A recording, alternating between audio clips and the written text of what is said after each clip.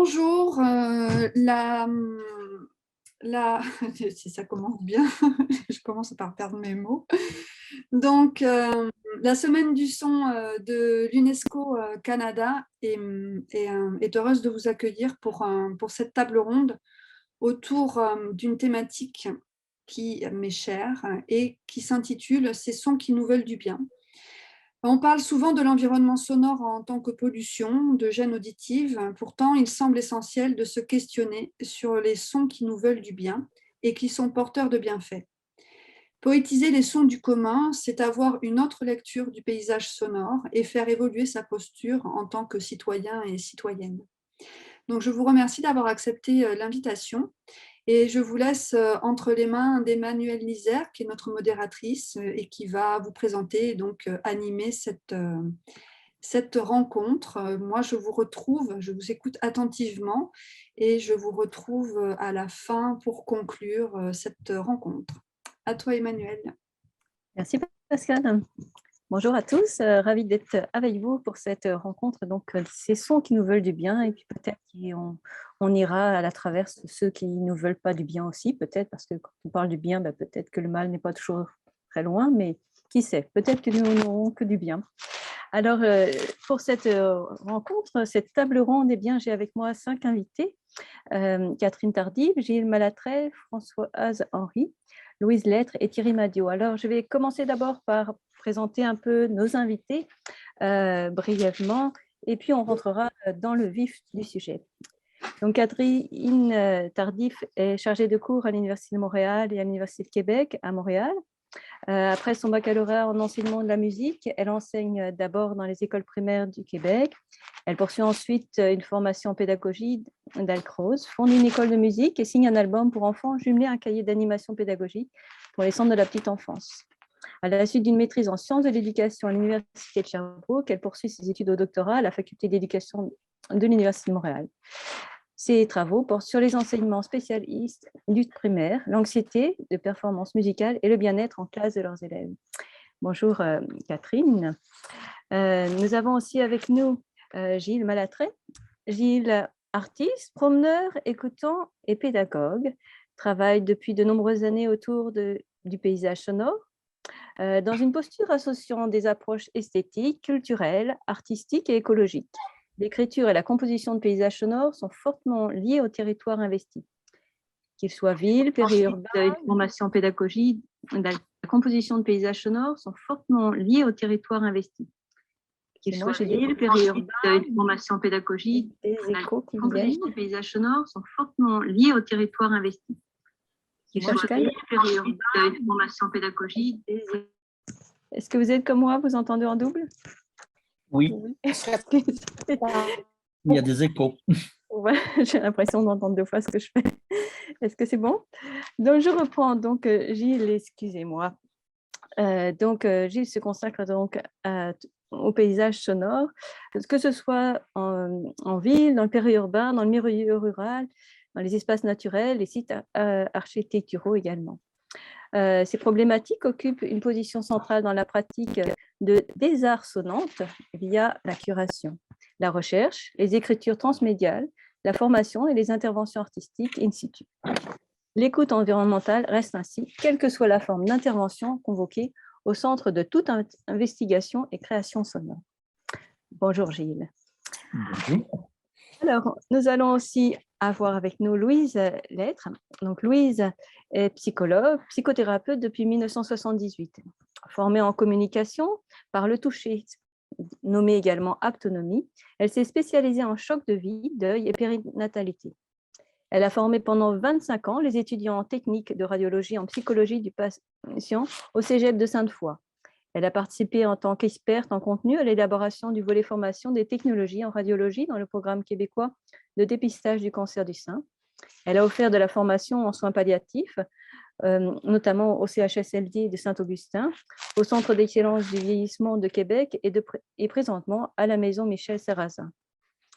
Elle est l'auteure de différents articles et depuis une vingtaine d'années, elle est praticienne en préparation affective à la naissance, en revécu émotionnel de naissance et en psychophonie, chant prénatal et post-natal. Son expérience est essentiellement clinique et expérientielle. Bonjour Louise. Bonjour. Alors, nous avons aussi avec nous Thierry Madio. Thierry Madio, musicien, artiste sonore. Alors, Thierry joue de l'air et des objets sonores depuis plus de 40 ans. Amateur de processus, de jeu et parfois tromboniste basse, interrogeant les pratiques sonores contemporaines dans tout type de situation sociale, créant ou modifiant ses instruments, objets sonores non identifiés et installations sonores, intervenant directement dans et sur l'espace architectural de réception de l'auditeur, collaborant avec des musiciens et artistes sur des projets toujours particuliers, initiateur des massages sonores et centre toujours son travail sur l'être à l'écoute. Il nous évoquera, je pense, beaucoup toute sa pratique sur les massages sonores qu'il a créé depuis 2000 et qu'il développe de multiples déclinaisons aériennes sur table, aquatiques ou de tête-à-tête, qui sont autant d'expériences d'écoute. Bonjour Thierry. Bonjour. Et puis, nous accueillons également Françoise Henry. Donc, Françoise est directrice artistique et générale de la SAMS. Elle est également bassoniste. Elle travaille dans le milieu de la musique classique québécoise depuis 25 ans. Bassoniste au sein de plusieurs ensembles, dont l'Orchestre symphonique de Laval, l'Orchestre symphonique de Trois-Rivières, l'Orchestre des Grands Ballets canadiens. Elle allie avec succès sa carrière de musicienne aux fonctions de gestionnaire culturel, notamment très sensible à l'éducation musicale dans le cadre du milieu défavorisé, mais également dans le cadre de conservatoire où elle a enseigné aussi bien à Chicoutimi que dans le cadre d'autres fonctions. Et elle occupe également le poste de directrice générale et artistique donc de la SAMS que j'évoquais. Cet organisme présente annuellement plus de 1000 concerts classiques dans plus de 500 hôpitaux, centres de réadaptation et CHSLD au Québec. Et la SAMS emploie annuellement 200 artistes professionnels qui apportent joie et bonheur dans ces lieux non traditionnels. Françoise Henry est présidente du Conseil québécois de la musique depuis 2021. Bonjour Françoise. Alors voilà nos 5 panélistes et j'ai envie de commencer notre table ronde par cette question. Donc ces sons qui nous font du bien, mais quels sont-ils? Comment se manifestent-ils ces sons? Vous avez chacun une pratique très différente, peut-être une expérience différente. Le son, c'est à la fois du timbre, des hauteurs, des durées, des vibrations, peut-être des textures, des dynamiques. Est-ce que l'un d'entre vous souhaiterait nous faire part déjà du paramètre et du type de son qu'il vient de chercher d'abord quand on évoque cette notion du son qui nous font du bien? Est-ce que quelqu'un souhaiterait prendre la parole? Peut-être Gilles, est-ce que on a parlé tout à l'heure justement de ces sons, si je reprends exactement le terme des désarçonnantes, quels sont ces sons justement que vous allez chercher dans votre pratique? Alors, les sons que je vais chercher dans ma pratique, c'est en gros tous les sons. Donc, ceux qui sont désarçonnants parce qu'ils nous surprennent quelque part, ceux qui ne sont pas désarçonnants parce qu'ils sont dans la vie de tous les jours et qu'on n'écoute même plus. Et ce que je vais chercher, en fait, je ne suis pas très attaché aux paramètres du son, enfin aux paramètres physiques du son. C'est-à-dire, hormis le fait qu'un son puisse être extrêmement aigu et puissant et nous faire mal physiquement, bon, on avait dit qu'on parlerait que des sons qui nous font du bien, mais bon, je commence à déroger à la règle. Pour moi, je procède beaucoup par coup de cœur. C'est-à-dire quand j'investis un territoire, parce que très souvent ça se passe quand même dehors et dans des territoires donnés, il y a des formes de coup de cœur qui sont des sons soit qui me rappellent quelque chose, qui m'ont marqué personnellement, soit qui sont facilement, où je sens qu'ils sont partageables par tout le monde, parce que quand on fait un parcours sonore en groupe, on voit des sourires, on voit des attitudes qui s'ouvrent. Et il y a des sons, alors il y a des sons récurrents, hein. Moi j'adore le son des cloches, j'adore le son de l'eau. Alors, en fait, Gilles, vous nous emmenez carrément en promenade, vous nous emmenez dans des promenades. Est-ce que là, nos éditeurs, moi je connais un peu votre travail pour avoir bien fouillé puis avoir un peu découvert, mais ce que vous aimez, c'est aller finalement d'abord aller chercher ces sons qui nous entourent et nous les révéler. Et c'est ces éléments-là, et c'est important pour vous de nous révéler ces sons justement qui nous entourent. Ah ben, je dirais que c'est la base, c'est mon profond désir, en fait. C'est que de partir d'abord sur des aménités, des choses qui sont accueillantes, qui sont sympathiques, et puis d'en jouir presque sans se poser de questions. Et tous ces sons, ils sont là déjà. Enfin, il m'arrive d'en installer, mais dans ces promenades, tous les sons sont les bienvenus. Comme disait John Cage, si un son te gêne, écoute-le. Et s'il te gêne encore, écoute-le, etc., etc. D'accord. Est-ce que la pratique, je vais faire exprès parce que je sais que vous venez d'horizons différents. Est-ce que Françoise, au SAMS, on vient chercher l'environnement sonore ou c'est une autre forme qui se passe au SAMS? On n'est pas dans la création sonore. On est plutôt dans l'interprétation de musiques qui sont déjà écrites. Mais néanmoins, le monde du son est un monde fascinant. Parce que le monde sonore, c'est pas le premier qu'on remarque, hein? Parce que habituellement, les gens sont plutôt visuels. Premièrement, ils vont être attirés par ce qu'on voit. Donc, il y a comme un deuxième effort à faire, si vous voulez, pour se concentrer peut-être davantage sur un environnement sonore quand il n'est pas agressant. Parce qu'évidemment, quand il est agressant, c'est autre chose. Donc, alors à la SAMS, bien sûr, on voit nos concerts comme une forme de... J'hésite à employer le mot thérapie parce qu'on ne fait pas de musicothérapie, mais comme une forme de... On veut, en tout cas, apporter les bienfaits des sons, mais nous, on dit plus souvent de la musique, à une clientèle qui en a bien besoin. Et on constate que les bienfaits de la musique sont flagrants, qu'ils sont instantanés aussi. Donc, c'est des expériences pour notre auditoire qui est vraiment très, très forte. Donc là, on part sur des éléments des choix musicaux et puis on y reviendra dans la discussion. Tout à l'heure, Gilles nous a évoqué des grands espaces où on va pouvoir écouter ces petits espaces, et j'ai envie d'inviter Thierry. Thierry, dans les massages sonores qu'on évoquait un tout petit peu, est-ce que ce sont les grands espaces? Est-ce que ce sont ces musiques? Est-ce que c'est un entre-deux que vous proposez à l'intérieur de cette approche? Alors, comme c'est l'espace de l'intime, en fin de compte, de l'intime sonore, c'est-à-dire que quand j'ai trouvé cette histoire de massage sonore, c'est en travaillant avec des enfants non musiciens qui produisaient des tout petits sons magnifiques. Je leur demandais d'amener des objets, produisaient des petits sons magnifiques, on improvisait. On avait bien appelé ça, c'était pas musique, surtout pas musique et danse. C'était avec Li Pingting, une performeuse, on était en résidence, travaillait avec des enfants limite scolaire, on va dire, dans la scolarité, mais non musiciens. On leur a demandé d'amener des objets et c'était magnifique, mais il fallait vraiment tendre l'oreille.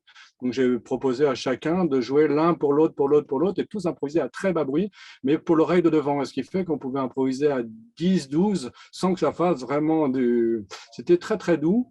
Et ça m'a donné l'idée de passer à l'improvisation et de déconstruire l'aspect virtuose et professionnel des musiciens, dont je faisais partie avec mon instrument, le trombone, qui est un instrument assez puissant. Et en rapprochant des sons, en enlevant tout instrument d'origine musicale, en ne parlant plus de musique, mais en rapprochant des sons près des oreilles, sans toucher la personne. Et donc, c'est une pratique de 1 pour 1. Et quelqu'un a dit pendant cette expérience, on dirait un massage. Et là, ça m'a fait tilt, massage sonore. Et ça me permettait de recoller dans mon histoire familiale qui est Mon frère m'a jamais entendu en concert. Mes parents ont toujours dit ah c'est bien, les gens disent que c'est bien, donc c'est bien. Enfin voilà, je suis de famille non musicien et du coup ça me permettait de plus parler de musique contemporaine, de plus parler de problématiques idéologiques, du bruit, du pas bruit, etc. Je sortais de tout ça et je proposais des sons qui sont pratiqués à cette distance-là, autour de la tête, mais jamais devant, pour une personne. Ça c'était pour la première pratique. Massage aérien, donc c'est l'intime du son. Et si vous passez vos doigts en les frottant près de vos oreilles, vous les entendrez alors qu'on ne les entend jamais. Donc, je suis parti de là et du coup, pour finir, c'est l'écoute qui est en action et pas du tout l'action qui donne à écouter, on va dire, enfin, qui impose une écoute et une lecture. C'est vraiment l'écoute qui est active et moi, en tant que musicien, il fallait que je disparaisse absolument. Je faisais que prendre soin de la personne puisque j'étais dans son dos et il me fallait qu'elle me fasse confiance et la confiance arrivait après le premier massage, la personne sortait souriant de la pièce et celle d'après avait envie d'essayer, etc. Donc, voilà, c'est plutôt cette pratique-là et cette intimité du son, enfin, le son dans l'intime et du coup, ça rappelle la mémoire, ça rappelle les paysages sonores, ça fait appel, selon l'âge des personnes, si elles ont 5 ans ou 70 ans, ça ne fait pas appel aux mêmes endroits de l'écoute. Et selon si elles sont musiciennes, enfin les musiciens, la mémoire, etc., chacun. Et moi, je ne peux pas le savoir. Et voilà. Enfin, c'est pour résumer la première phase de massage sonore. Là, j'ai envie d'aller, parce que je touche un peu, j'ouvre complètement avec toutes les approches, parce que Catherine, du côté éducatif, on est peut-être entre les deux, justement. À la fois, il y a enseigner, mais on est aussi dans tout l'environnement sonore. Quand on intervient en milieu scolaire, on a à prendre en compte aussi le bain sonore dans lequel on baigne toute la journée avec les enfants, et en même temps avec cette notion entre ce qu'on veut apprendre et qu'est-ce qu'on souhaite transmettre. Est-ce que c'est possible de nous évoquer justement cette approche-là? Oui, mais quand moi je réfléchis à quels sont les sons qui seraient davantage pertinents pour les enfants ou dans le milieu éducatif, pour ma part, j'ai pas l'impression qu'il y a des sons qui sont plus pertinents ou des paramètres qui sont plus intéressants que d'autres. Au contraire, je pense que la tâche de l'éducateur, c'est vraiment d'amener les élèves à rencontrer tous ces paramètres-là et à réagir aussi à ces paramètres-là. On parlait de sons qui peuvent être plus ou moins agréables. Je pense qu'il y a toute la notion de contraste qu'on rencontre aussi dans la musique avec des tensions, des résolutions, puis que les grands moments de satisfaction arrivent souvent aussi après la rencontre d'une tension ou de quelque chose qui peut être plus ou moins agréable. Donc, il y a tout ça qui m'interpelle beaucoup, puis en réaction un peu à ce que Thierry avançait par rapport au massage sonore, tout ça, il y a toute la dimension aussi de s'adresser à l'autre, d'aller à la rencontre de l'autre dans la pratique instrumentale, tant dans l'appréciation, mais l'idée de s'adresser à quelqu'un d'autre et de faire de la musique pour quelqu'un d'autre, c'est quelque chose de très important et qui peut parfois être oublié, surtout quand on fait de la musique d'ensemble. On est chacun en communion, mais très centré sur ce que chacun est en train de pratiquer, de mettre de l'avant, mais d'avoir un message commun qui s'adresse à quelqu'un ou à un public, il y a quelque chose de très intéressant et d'amener les élèves à le faire en classe. Je pense que ça a une portée éducative très, très riche. Merci. Louise, vous vous adressez beaucoup à des très jeunes, même, j'ai envie de dire, le petit homme qui est même encore dans le ventre de sa mère. Donc, quelque part, là, on a tous les paramètres aussi qui vont être présents. On est dans ce qui est tout neuf. Est-ce que vous pourriez évoquer justement dans ce travail de périnatalité, et puis parce que moi, j'éviterais de développer tout de suite cet élément-là, mais tout s'y joue, hein, je crois, Louise, dans ce ventre de la mère, finalement, le devenir du sonore et de l'histoire sonore de la personne, a peut-être, j'ai envie de dire, tout se joue presque là au départ. Est-ce que vous pourriez évoquer justement dans le cadre de votre pratique? J'espère être à la hauteur. Ce qui, peut-être la première chose à rappeler aux gens, parce que c'est un élément un peu connu, le premier sens de perception du son va être par la peau avant l'oreille. Et donc, ça veut dire que les bébés in utero vont percevoir les sons très, très, très tôt, aux environs de 6, 7, 8 semaines de grossesse. Il faut savoir aussi que le chant prénatal vient d'une approche plus générale qui s'appelle la psychophonie de Marie-Louise Aucher, et qu'elle avait observé que le corps humain vibre sur 4 octaves. Alors, du D2 au D5. Et donc, j'avais un premier octave au niveau de la tête, un deuxième au niveau du thorax, un troisième au niveau du bassin, un quatrième au niveau des jambes. Les femmes vibrent la tête et le thorax, règle générale. Certaines sont capables de descendre au bassin. Les hommes vibrent les jambes, le bassin, et certains sont capables de monter au thorax. Et quand je chante, quand je fais des sons, je me vibre, mais je vibre la personne qui est devant moi. Donc, si moi, femme, je chante, je fais des sons, je vais aller vibrer l'homme devant moi, et donc je vais aller vibrer la tête et le thorax. Si un homme chante devant moi, il va venir me vibrer au niveau du bassin et des jambes. Et pendant ce temps-là, le bébé in utero, ou bébé dans les bras, lui va être vibré sur l'ensemble du corps quand les deux sexes, le père, la mère, l'homme et la femme sont présents dans la pièce. Et on rejoint donc la notion de massage dont Thierry parlait, et on est en droit de croire que ça vient faire la vibration vient créer un massage neuromusculaire sans oublier la relation affective. Et moi, j'ai eu la chance d'avoir des parents qui ont fait 15, 16, 17 semaines d'ateliers de chant prénatal, et on voit très, très bien l'impact que ça a non seulement sur la capacité de contact de l'enfant au niveau affectif, relationnel, mais il y a une posture, il y a un tonus neuromusculaire qui est très différent d'un enfant qui n'a jamais été vibré. Alors, je ne sais pas si ça répond à ta question. Donc, c'est déjà un élément sur la prise en compte, finalement. La musique passe par le corps, et ça, c'est le corps entièrement. Donc, il y a cet aspect vibratoire. Je retiens quand même plusieurs éléments de notre premier tour de table. L'aspect vibratoire et l'aspect relationnel, qui est essentiel à la relation au monde, mais la relation avec les autres, qui est au centre, en fait, de ces sons qui nous veulent du bien, et ce rapport au son. L'aspect vibratoire, alors pour poursuivre même dans ce côté des tout petits, donc il y a cet aspect de la vibration corporelle, et puis par la suite également de cette reconnaissance. Ils reconnaissent déjà la voix de la mère, la voix du père, des très très jeunes, donc c'est quelque chose qui est premier. Et un élément aussi que je trouve qui est important à souligner, c'est que ce son, c'est le seul sens qui ne fonctionne pas en on-off. Autant on peut fermer les yeux et on peut arrêter de sentir, mais même si on se bouche les oreilles, on va se mettre à entendre ce qui est à l'intérieur de nous. Donc cet aspect de la continuité, c'est aussi ce que vous évoquiez tout à l'heure. Il y a tout ce qui est autour de nous qu'on n'entend plus, mais qu'on n'entend plus. Est-ce qu'on l'entend plus physiquement, ou est-ce qu'on l'entend plus dans une conscience de ce que c'est, en fait? C'est là, notre cerveau ou notre oreille l'entend, mais n'y prête plus attention. Donc, comment s'y prendre pour justement trouver le moyen de pouvoir, j'ai envie de dire, réentendre peut-être, ou à nouveau percevoir ce qui est déjà perceptif. Le tout petit, on dit qu'il est complètement dans cette perception-là, il boit complètement. Qu'est-ce qui se passe entre ce début-là et puis la suite? Est-ce que quelqu'un aurait envie d'intervenir sur cet aspect-là? Louise? Ouais, tout de suite, on peut aussi aider l'enfant à se protéger. C'est la puissance du chant prénatal. Malheureusement, c'est le privilège de la mère. Je dis malheureusement au sens du père.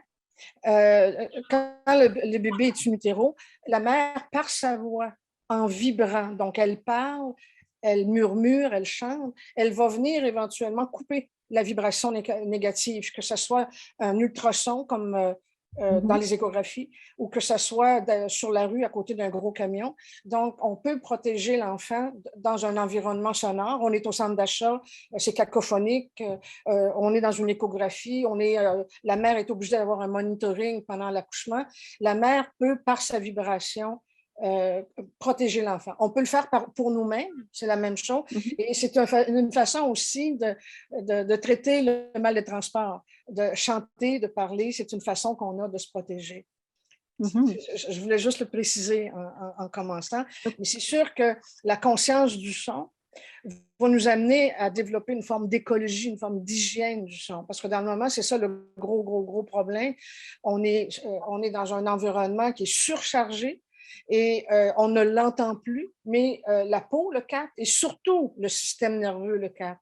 Et c'est ce qui explique, par exemple, que des bébés ou des enfants vont devenir surexcités, ils vont se mettre à pleurer, je pense surtout à des bébés qui vont se mettre à pleurer parce qu'il arrive du centre d'achat, parce qu'il arrive du party de Noël, et le système a imprégné la vibration et ils sont surchargés, le rhinocéphale est surchargé et leur façon de se décharger, c'est de hurler, c'est de pleurer. Et quand on ne le sait pas, on pense qu'ils font une otite, on pense qu'ils font des coliques, on leur donne la suce, alors qu'il s'agit des bercer, il s'agit de les encourager. À la limite, on chante avec eux autres, on crie avec eux autres pour les aider à décharger. Quand ils ont 2 ans, 3 ans, 4 ans, ben, ils vont être capables de courir, ils vont être capables de trépigner, ils vont être capables de décharger physiquement. Alors, Thierry? Je ne sais pas si je peux. Oui. Moi, pour accéder à cet endroit-là, j'ai des objets absolument banals qu'on trouve dans la cuisine, dans un bout de papier, des éponges, etc.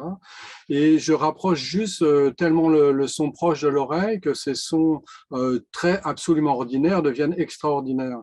Et c'est ce renversement qui fait on se retrouve avec une écoute un peu neuve de choses qu'on connaît pourtant parfaitement et qui fait on change de perspective sur l'écoute et même en tant qu'adulte, et que ça peut renvoyer à la mémoire ancienne ou certains à la sieste, le moment d'endormissement de la sieste où on s'entend ronfler pour les plus vieux, ou etc.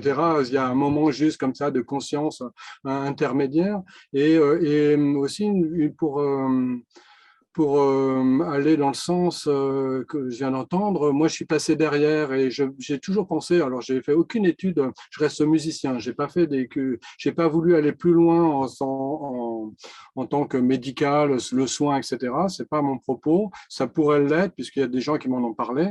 On m'a parlé ça leur faisait penser à la méthode basale du professeur Froelich en Allemagne.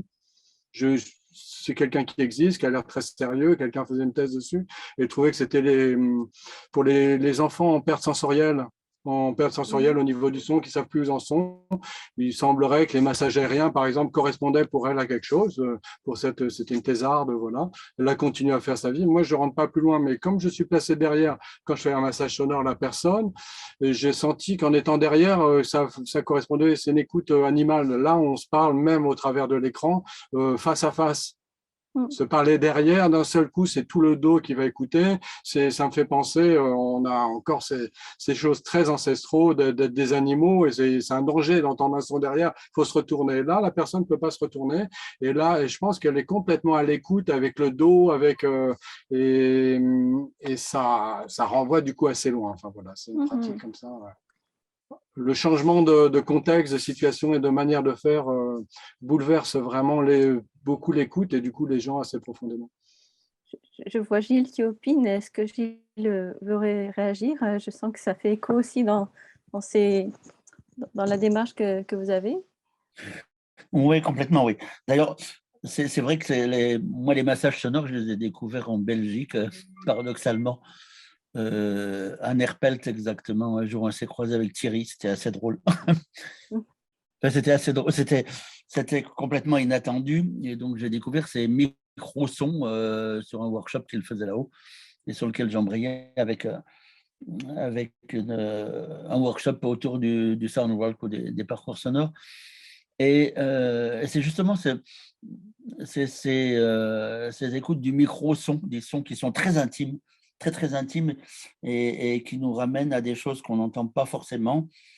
Et moi, je travaille beaucoup sur les postures d'écoute dans la marche, enfin sur les postures d'écoute physiques, à la fois physiques et à la fois dans la tête.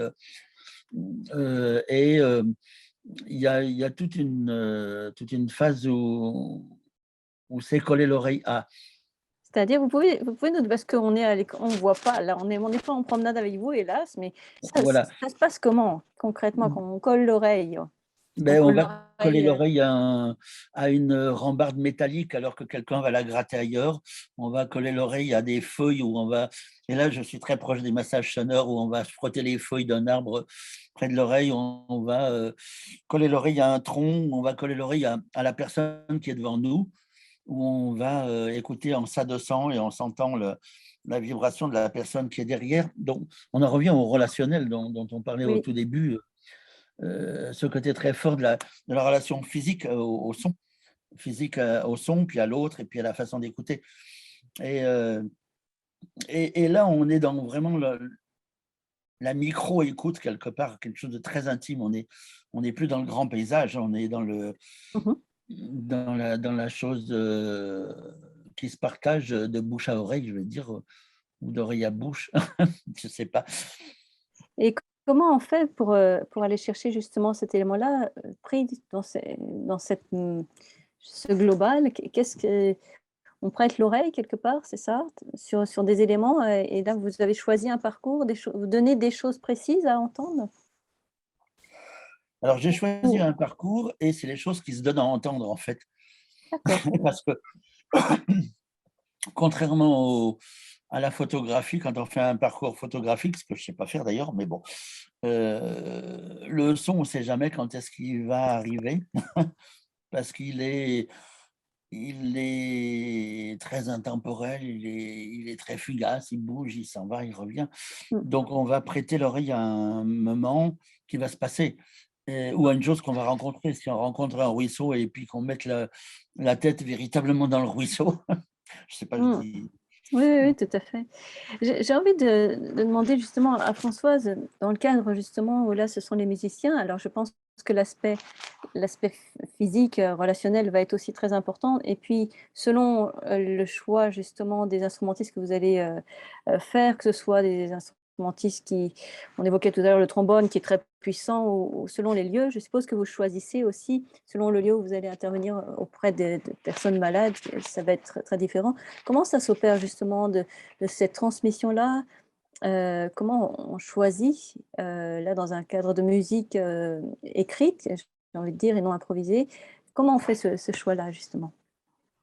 Mais je suis navrée de vous apprendre qu'il n'y a pas de trombone dans nos concerts.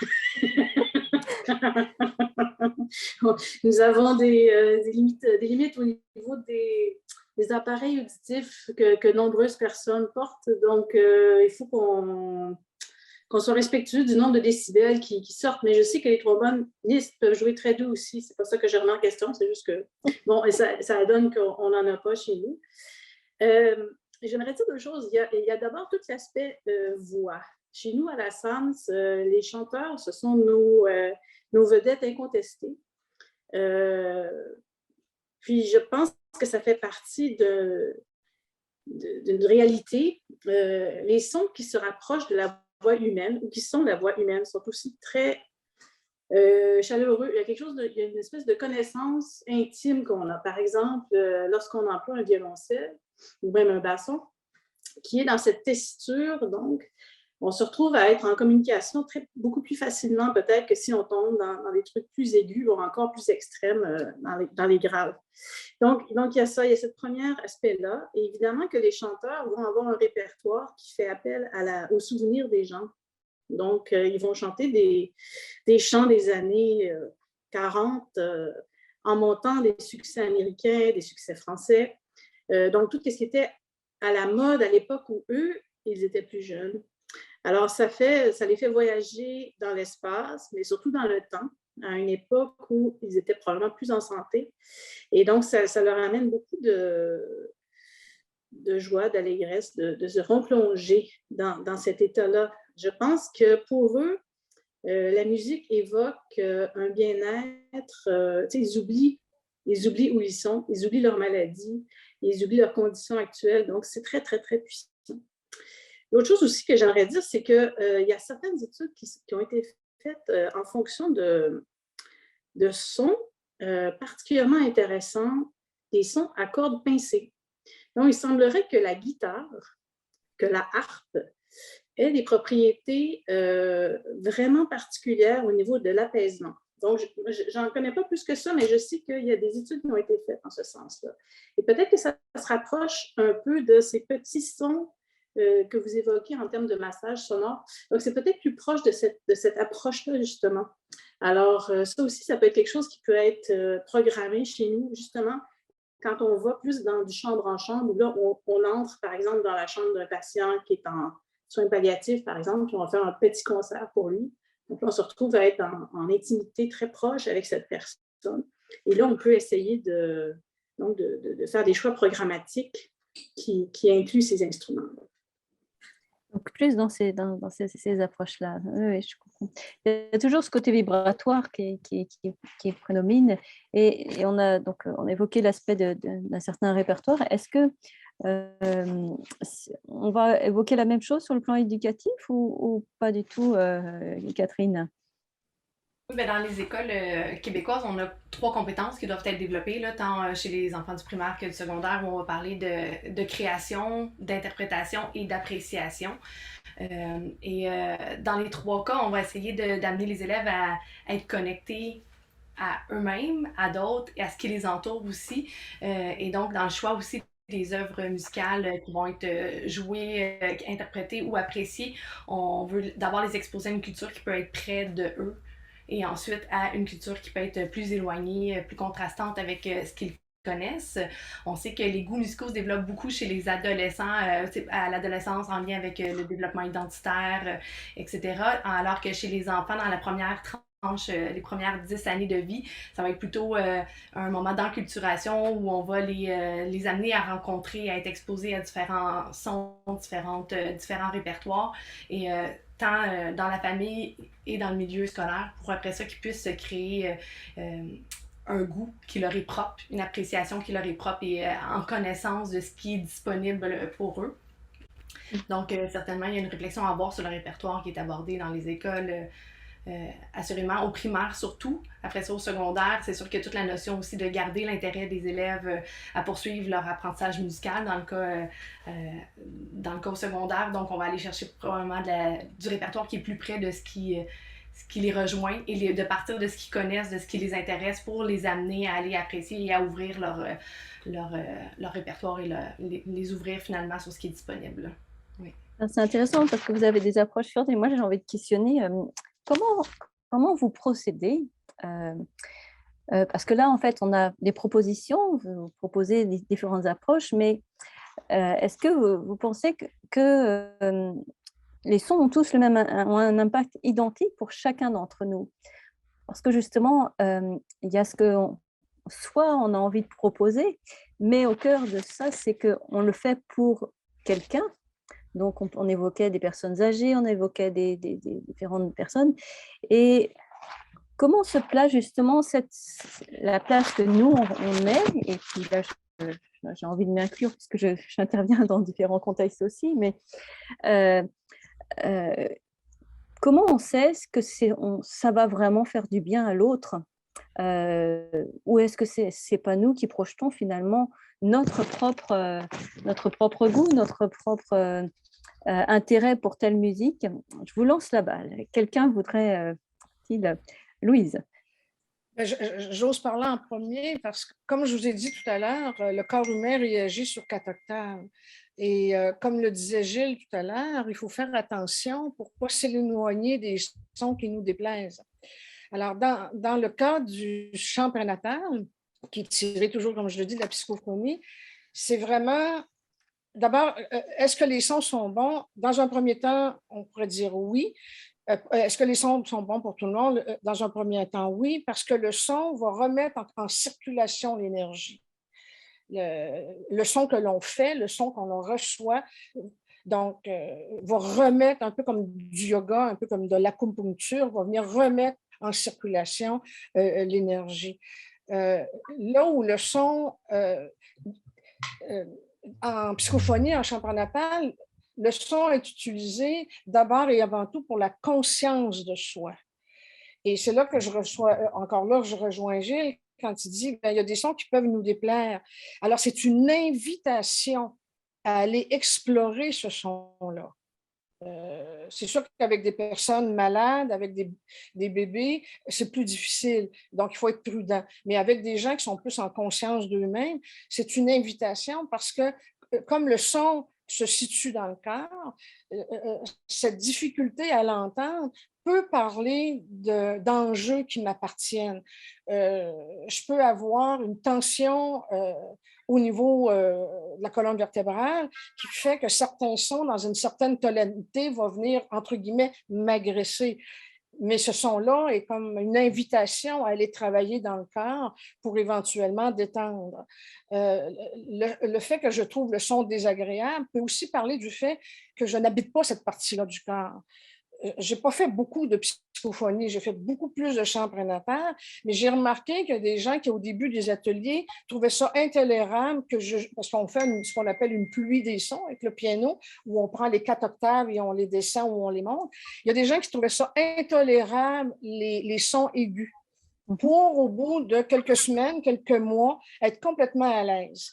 La petite observation que j'ai faite, c'est que c'était des gens qui étaient d'abord et avant tout des gens dans des thérapies ou des métiers corporels, et des gens très sensibles, très sensibles au niveau du cœur. Ce n'étaient pas des grands intellectuels. Je me suis demandé donc s'il y avait une réciprocité, parce que le son aigu est dans la tête, et cette espèce de spécialisation qu'eux avaient plus au niveau du corps et du cœur. Alors, il faut être extrêmement prudent quand on émet ou on fait entendre des sons, mais le désagrément est quand même, si la personne est consciente et peut participer, donc d'où les personnes vulnérables et les bébés, il faut être d'autant plus prudent, il faut vraiment lire les signes corporels, mais c'est une invitation à explorer. Donc ça, c'est important. Thierry, vous voulez réagir, c'est ça? Oui, du coup, moi, je sais par expérience de ce que je peux parler, avoir fait tellement de massages sonores dans plein de contextes. Un même son, vous voyez les grattoirs métalliques qui servent à nettoyer les poils bien attachés. Quand j'en mets 2, etc., il y a des personnes qui m'ont dit « Ah, ça me fait penser au pas dans la neige ». Une autre personne m'a dit « Ça me fait penser au pas dans le sable ». Une autre personne m'a dit ça me fait penser à l'introduction d'un disque de death metal où on enterre quelqu'un. Et il le disait avec plaisir, il connaissait ce disque, il aimait ce disque de musique death metal. À chaque fois, j'étais dans l'impossibilité de prévoir comment, si ça allait faire plaisir, pas plaisir, comment, etc. Il y a une fois une personne qui a dit qu'elle était médecin et je ne pouvais pas lui faire un son à 50 cm de l'oreille. Après, il m'a dit je suis hyperacousique, etc. Je fais des massages aquatiques où la personne n'a pas la tête dans l'eau, mais un sac plein d'eau. J'envoie des bulles d'air, un peu une écoute prénatale, mais que des bulles dans l'eau. Une personne m'a dit qu'elle avait revécu, elle avait voulu le faire, elle a revécu une noyade qu'elle avait, dont elle s'était sortie, elle était restée 15 ou 20 minutes dans l'eau, donc un vrai traumatisme, et je ne pouvais pas le prévoir, mais elle était restée, elle avait voulu le faire, c'est la première fois qu'elle quasiment touchait de l'eau, donc je suis dans l'incapacité absolue de prévoir quels son peut être. Alors, par l'expérience, je sais qu'il y a des moyennes, plus ou moins, que si la tête bouge comme ça, c'est que c'est peut-être trop fort, et à des moments, je sens la colonne vertébrale vibrer sur la tête. J'y vais plus tranquille, mais en même temps, je ne peux pas faire que des caresses comme un massage corporel. Si on ne fait qu'effleurer la peau, on ne touche à rien. Et finalement, j'essaie de me penser comme un catalyseur, c'est-à-dire quelqu'un qui ne sait rien, ou un certain de l'ordre du psychanalyste, ou il ne sait rien finalement, le psychanalyste. Il ne fait que renvoyer des choses le plus neutre, enfin neutre. Il met les gens dans une situation, le plus neutre, il renvoie des choses comme aider à faire écho pour que les gens se situent eux-mêmes. Alors certains, c'est de l'ordre psychologique, d'autres, ça va être de l'ordre de la mémoire. Certains m'ont dit, mais j'ai des grands trous dans les os. Enfin, je suis incapable à chaque fois de dire ce que les gens vont entendre, quelle perception, et moi, à partir du même type de son. Donc, j'ai un parcours qui permet d'introduire et puis que ces gens puissent faire leur propre expérience. Et après, s'ils veulent échanger avec moi, ils peuvent. Mais je peux raconter une autre anecdote, c'est j'en ai fait dans la banlieue parisienne, des grands ensembles. J'avais le mercredi après-midi des collégiennes qui étaient dans la maison de quartier d'à côté. Voilà, elles sont venues me voir et elles restaient 3 à 4 minutes en silence après le massage sonore parce que je le finis, mais je ne fais qu'arrêter les sons très doucement et j'attends que la personne se retourne, etc. Je me mets en bordure pour qu'elle puisse se retourner et puis c'est elle qui décide de la fin du massage sonore. Et jamais des collégiennes d'origine maghrébine à Paris, enfin en région parisienne, jamais j'ai eu des personnes massées au niveau sonore qui étaient restées aussi longtemps après dans le silence, 3 à 4 minutes réelles, on est 4 minutes 33 de Cage, sans problème, aucune formation musicale en dehors. Après, je me suis posé la question de pourquoi comment ça se fait qu'il y en a une, deux, trois, quatre, et normalement, elles regardaient la télé, faisaient leur devoir le mercredi après-midi. Et après, j'ai réfléchi plusieurs jours après, ça m'a interpellé, et finalement, elles n'avaient jamais de temps à elles pour elles. Et là, on est dans ce qui leur faisait du bien, c'est qu'elles étaient toujours en collectif, jamais pas de chambre seule, dans des petits appartements surchargés, à l'école, copines, frères, etc. Elles n'avaient jamais de temps à elles pour elles. Et le temps de faire le massage sonore et cette fin leur permettait de s'approprier ce temps qui était précieux, j'imagine, pour elles, et je ne pouvais pas le savoir avant, je ne pouvais pas le prévoir, cette situation. Voilà, donc moi, je suis très en retrait par rapport à ce que je peux imaginer. En plus, je ne vois pas le visage de la personne. Donc, je ne peux pas interpréter les sourires, les vibrations, les tensions. Certains ont des cordes naturelles entendus et ils ne changeront pas. Ils sortent, j'ai l'impression qu'ils ont été très tendus, ils disent « Ah, c'était formidablement relaxant ». D'autres très détendus, ça leur a absolument rien fait, enfin a priori je le sens comme ça, donc je peux pas interpréter, je cherche pas à interpréter parce que je me suis retrouvé juste à avoir des échos de ce qu'elles me disent au moment, à la fin où elles me le disent. Enfin voilà, donc je suis très très à distance parce que la vie personnelle de l'écoute de chacun, quand on va dans l'intime, c'est assez profond. Voilà. Je pense que Françoise voudrait intervenir parce que justement, là on est dans le contexte du SAMS, complètement dans ce contexte-là de soins aussi. Oui, tout à fait. Puis je suis tout à fait d'accord avec ce que tu mentionnes, Thierry. Je pense que l'écoute auditive est intimement personnelle. On dirait presque plus que n'importe quel peut-être type d'art. Je sais qu'on prêche pour notre paroisse, comme on dit au Québec, mais c'est-à-dire que j'ai l'impression qu'il y a quelque chose d'éminemment intime dans la perception des sons et ce qu'ils veulent dire. Et je pense aussi que c'est un entraînement. Il y a des choses dont on peut être dérangé, par lesquelles on peut être dérangé, qui par la suite, en s'habituant, nous rendent la vie plus simple. Je me souviens de pratiques, par exemple, en tant que musicienne dans les orchestres de musique contemporaine où on faisait des pièces extrêmement difficiles et qui nécessitaient un affinage de l'ouïe très, très précis. Et alors, en sortant de ces répétitions-là, mon oreille captait, mais alors absolument tout, parce que j'avais passé 2 heures et demie intenses à essayer de m'ajuster au microton et tout. Donc, c'est vraiment une question d'entraînement, je pense. Et plus on côtoie toutes sortes de choses, plus on élargit notre palette sonore, et bien plus aussi on devient apte à aller vers cette découverte-là d'un monde absolument fascinant, je pense. Mais est-ce on y va, mais parce que là je vous entends, c'est comme si on propose les expériences, mais jusqu'où elles vont être vécues dans un bien-être, parce que est-ce que certains d'entre vous ont rencontré justement un refus catégorique de vivre ce moment-là, je ne sais pas, dans un contexte éducatif, ou peut-être, c'est pareil, peut-être même chez Gilles, est-ce que dans le cadre de promenades, vous avez été confronté des fois à des personnes qui ne refusent ce temps-là, parce que ça peut être aussi, je pense que le son, ça s'inscrit aussi dans l'histoire de la personne. Tout à l'heure, Louise évoquait aussi ce côté on a des réactions que l'enfant peut protéger, ou il y a différentes choses, sauf que le son qui est proposé dans la vie du tout petit, c'est aussi ce qui va conditionner toutes ces premières années de vie. Et on voit des enfants qui s'endorment avec de la percussion très très forte, alors qu'il y en a d'autres qui s'endorment simplement avec une musique toute fine. Et puis les traditions aussi, j'ai envie d'introduire aussi cette notion culturelle. Je veux dire, entre une berceuse japonaise ou une berceuse chez les Pygmées, ce ne sont pas du tout les mêmes types de rythmiques qui sont là, d'une lenteur pas possible au Japon avec la vibration sur le dos de la mer, alors que chez les Pygmées, la tribu va être entière à pouvoir secouer. Donc, ce sont des vécus. Donc, ce vécu est-ce que c'est à prendre en compte, justement? Je ne sais pas si Gilles veut réagir ou Catherine. Et en fait, il y a plein de pistes et plein de propositions là-dedans. Donc, déjà, quand on se place, nous, en tant que, on va dire, qu'artistes qui allons proposer quelque chose, évidemment, on va se confronter, enfin, ou en tout cas être avec un public au sens très large du terme, sur lequel on ne va pas avoir toutes les réponses et encore moins les prises.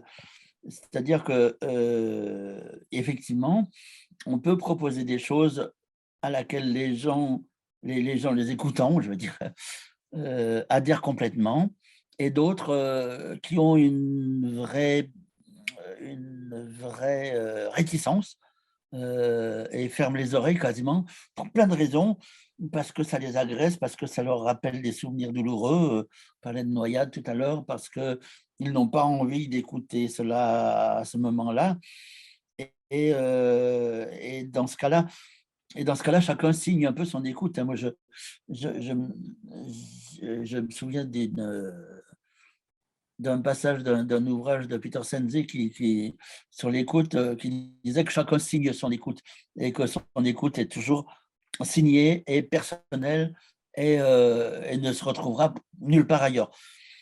Et donc là, on n'est pas maître. Et la deuxième chose, c'est le phénomène culturel, justement. C'est-à-dire que moi, j'ai fait des expériences de parcours d'écoute à Madagascar, en Russie, à l'époque où c'était encore possible de le faire facilement, et ailleurs. Et on se rend très vite compte que les cultures sonores sont bien là et qu'un son africain ou un son du Sud, en tout cas, aime beaucoup un grain qui vibre, qui frotte avec des pierres, avec avec des perles, avec des choses, un son pas net. Je suis aussi passé par le conservatoire en tant que saxophoniste, où on nous apprenait à avoir un son lisse, un son de saxophoniste à l'école. Et puis à côté, on faisait de la musique contemporaine où on apprenait à avoir du grain avec des sons multiples, avec des choses sur le souffle. Donc on était toujours partagé entre ces cultures, en fait, qui sont... Moi, j'ai été frappé de faire des enregistrements sur des marchés africains où leur grand plaisir, c'était d'empiler des centaines de postes à transistors, comme on disait avant, de postes radio, tous à fond, sur des trucs, sur des stations différentes et où il y avait une saturation pas possible. Et tout le monde prenait un immense plaisir là-dedans. Et des cinémas de plein air où le son était complètement saturé. Et ce qui est chez nous, enfin chez nous, voilà, c'est un truc que je m'en de chez nous, c'est très dangereux. Dans d'autres cultures, je ne vais pas du tout faire de l'identitarisme, parce que dans d'autres cultures, c'est considéré comme quelque chose de négatif. C'est un parasite sonore. Et dans sonore, ouais. certaines cultures, c'est un plaisir. Oui, peut-être. Donc, c'est des choses qu'on ne maîtrise pas, en fait, pas toujours, en tout cas. Alors, en tant qu'artiste, c'est une chose, j'ai envie de dire, mais au sein d'une prise en charge le chant prénatal ou dans le système éducatif, c'est comment on procède avec ça. Est-ce que l'une d'entre vous a envie d'intervenir sur ce sujet-là? Je pense que dans le contexte scolaire, on se retrouve régulièrement justement avec cette pluralité justement culturelle notamment, et puis même d'histoire aussi, de la relation au son. D'évolution aussi, là, on parle beaucoup de pratiques d'enseignement qui est différenciée, qui est collée aux intérêts des élèves et d'aller les rejoindre. Il y a une évolution qui peut être marquée par l'âge des élèves, certainement, mais je pense qu'il y a aussi des différences qu'il faut reconnaître dans le genre aussi des élèves. On remarque entre autres par rapport aux intérêts des adolescents que les filles vont avoir tendance à écouter plus de musique pop que les garçons qui vont écouter plutôt de la musique rock, ou ils vont avoir des préférences pour le heavy metal, donc la musique qui serait davantage stimulante. En même temps, c'est des grandes généralités qu'on tire, puis on sait qu'il y a toujours, c'est ça comme on l'a dit, c'est une relation qui est très intime, donc quand on tire des grandes généralités là, il faut aussi reconnaître qu'il y a probablement des distinctions, là, mais ça demeure toujours, la clé pour moi demeure toujours d'initier les élèves à toutes ces formes de musique-là, certainement. Je repensais aussi aux sons qu'on doit apprivoiser aussi, aux dissonances sonores qui font partie de notre quotidien. Je pensais à des activités que je faisais en classe avec mes élèves jadis, tantôt avec ce que Louise parlait du son aussi, du partage, tout ce qui est la résonance vocale, c'est quelque chose qui m'interpelle beaucoup.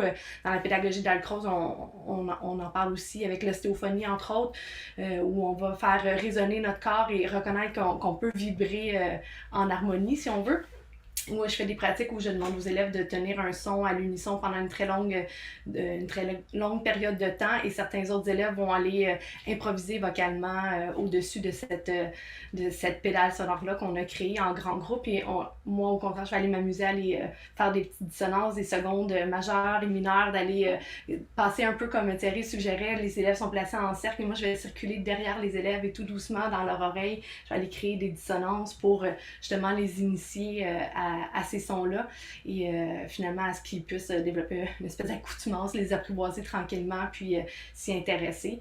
À l'inverse, j'ai rencontré des élèves, je suis aussi pianiste donc en leçon individuelle de piano qui se refusaient complètement à certains genres musicaux quand on leur proposait parce que peut-être que ces genres-là avaient été proposés un peu trop tard dans leur parcours musical ou je ne sais trop. Donc je trouve ça très intéressant d'aller proposer rapidement aux élèves de rencontrer ces sons-là, ces styles musicaux-là, pour que rapidement ils puissent s'y exposer, s'y accommoder, puis et vraiment aller chercher ce qui leur plaît ou pas là-dedans par la suite. Là. J'ai l'impression qu'on a perdu Louise. Et alors, juste, je voulais intervenir sur les expériences que j'ai eues avec des jeunes sourds. Jeunes et puis après moins sourds. J'ai travaillé avec des jeunes sourds de 5-6 ans qui avaient tout type de surdité. Parce que la surdité, elle est multiple. Ça l'aide une qui n'avait pas de nerf auditif, donc ne percevait rien, par le biais du tympan, des oreilles, etc. Une qui était implantée cérébralement, donc qui avait, enfin voilà, ceux qui sont appareillés donc par la conduction osseuse. Et du coup, la plus fascinante était celle qui n'avait aucun, qui adorait les massages sonores, et elle n'avait pas de nerf auditif, elle n'entendait pas du tout, soi-disant, au sens propre du terme qu'on percevait, mais elle était proprement fascinée par le son. Et ce que je voulais dire, c'est que tout le travail que j'ai fait aussi avec des adultes, avec Tarek Atoui, un artiste, c'était une installation avec des ateliers dans la communauté sourde, on l'a fait dans plusieurs pays, et on faisait des concerts sur des instruments qu'on a fabriqués spécialement, donc essentiellement avec du grave, mais pas que, ou avec des larcènes. Et d'une part, ils devenaient musiciens, on leur faisait enlever les appareils, comme ça c'était tranquille, il n'y avait pas les problèmes de l'arsène, de saturation de l'électronique, et on pouvait jouer à fond, ce qu'on ne pouvait pas faire. Le public a été obligé d'accepter des niveaux sonores inappropriés en général, qui leur faisaient extrêmement plaisir. Et on a pu aussi, ils avaient une vraie fascination pour le son qu'ils n'avouent pas obligatoirement. Parce que pour un sourd, dire qu'il a besoin du son et que c'est plus important pour lui, etc., et qu'ils pouvaient tous faire de la musique, et on en a qui ont joué magnifiquement, enfin, plus que beaucoup de gens dits entendants, parce qu'ils avaient une envie, une pratique avec le peu qu'ils pouvaient recevoir. On avait des instruments qu'on pouvait coller contre le corps, des caissons de basse sur lesquels on était assis, enfin, il y avait toutes sortes de possibilités de travailler ça. Donc, les sons qui faisaient du bien, là, c'est pour revenir au son, tout à l'heure aussi, au son qui pourrait être agressif pour certains, pour être nécessaire, ou des gens sourds appareillés, on leur fait enlever l'appareil et puis on y va. La possibilité aussi d'utiliser des stéthoscopes. Donc, la conduction solidienne, on enlève l'appareil, on met le stéthoscope et là, on entend avec un intermédiaire, mais qui n'est plus l'intermédiaire électronique et l'intermédiaire qui vaut cher, l'endroit de communication dans lequel il faut faire très attention, qui devient quelque chose de sacré, qui leur pose beaucoup de problèmes après, potentiellement dans le lien social, le psychologique, avec la famille. Enfin, il y avait tout ça et j'ai eu ces expériences-là et qui fait qu'à chaque fois que je déconstruis, on sait qu'on peut prendre à l'envers les choses et qui sont un peu paradoxales et un peu libératrices, enfin, de beaucoup de choses dans la pensée par rapport à un son et les qualités qu'on prête au son. Et la dernière anecdote, c'est l'une des personnes les plus qui a été la moins réceptive au massage sonore, et il y a eu très peu que j'ai dû interrompre, mais à chaque fois j'ai toujours proposé aux gens, si vous en avez marre, vous vous levez, vous partez. Et c'était un compositeur que j'apprécie particulièrement, un grand compositeur, et il ne pouvait pas rester devant moi sans contrôler le son, sans laisser quelqu'un manier les sons près de ses oreilles. Pour un compositeur, c'était absolument impossible pour lui. Or, il avait une écoute extraordinaire, mais socialement, c'était pas possible. Il fallait qu'il garde le contrôle quoi qu'il arrive. Donc, le paradoxe est souvent là. Enfin, voilà, c'est plein de paradoxes. Mais ça nous invite justement à évoquer sur cet aspect relationnel, parce que c'est finalement cette écoute, cette transmission du bien-être des sons va passer par ce mode relationnel qu'il va y avoir. Je suppose que dans le cadre du SAMS, est-ce que vous avez un protocole particulier quand vous arrivez, que ce soit dans une chambre individuelle ou que ce soit où les musiciens, est-ce qu'il y a une manière d'amener les choses, parce qu'on est comme dans un lieu de médical ou un lieu où la musique n'est pas obligatoirement présente. Comment c'est proposé? Parce que peut-être que c'est là aussi, dans cette relation à l'autre, que ça se partage plus facilement et que le bien-être va venir. Je ne sais pas si c'est possible de nous évoquer ça. Oui, certainement. En réalité, dans nos concerts sont des concerts qu'on dit commentés, donc les musiciens présentent leurs œuvres. Mais on s'est rendu compte avec le temps que moins il y a de paroles, plus ça fonctionne. Donc, il faut arrêter de parler et jouer davantage. Ceci étant, il faut aussi que le musicien, comment exprimer ça, soit assez détaché de ce qu'il fait. C'est-à-dire que s'il est en train de penser à ses doigtés, ou à sa projection, ou à n'importe quoi d'autre, ça ne marche pas non plus, parce que les gens, peu importe leur niveau d'éducation musicale, qui n'est pas toujours très élevé dans les lieux où on se produit, ils sont sensibles à ça. Donc, si le musicien est trop investi dans sa performance et qu'il n'est pas assez investi dans sa communication à autrui, les gens débarquent. On perd l'intérêt presque tout de suite, et pourtant, ça peut être des excellents musiciens, mais ils n'ont pas nécessairement cette capacité de communiquer ce qui dépasse, en fait, le son, justement. Et c'est là ça devient peut-être un peu ésotérique, mais parce qu'en réalité, oui, le son, certainement, mais plus encore, l'émotion et tout ce qui vient avec ça, le bien-être, oui, physique, mais aussi, ça se passe encore à un niveau plus élevé, je pense. Et si le musicien est, comme je le disais, trop pris dans sa technique, mais ça ne fonctionne pas. Cet aspect-là ne fonctionne pas, et donc le concert est beaucoup moins satisfaisant pour tout le monde. Je peux dire la même chose pour les massages sonores. Pardon? Je peux dire la même chose pour les massages sonores. Il s'avère que souvent, ceux qui les pratiquent, qui sont trop musiciens ou qui ne pensent à faire trop de musique, souvent ça marche beaucoup moins bien que des gens qui ne pensent qu'à communiquer, pas à faire de discours, mais partager des sons tout simplement. Exact. Je pense que le rôle d'interprète, peu importe là, dans quel domaine musical, soit il faut qu'on s'efface devant le message à passer. Il y a des gens qui parviennent mieux que d'autres, mais ce sont des choses qui s'apprennent. Et nous, quand on emploie des musiciens, ben, on les fait jouer en CHSLD ou en EHPAD, là, et puis on regarde comment les gens réagissent. Donc, ce n'est pas tant la capacité de bien faire la phrase musicale, mais plutôt de voir quel est l'impact sur les gens qui reçoivent ces sons et ces musiques-là.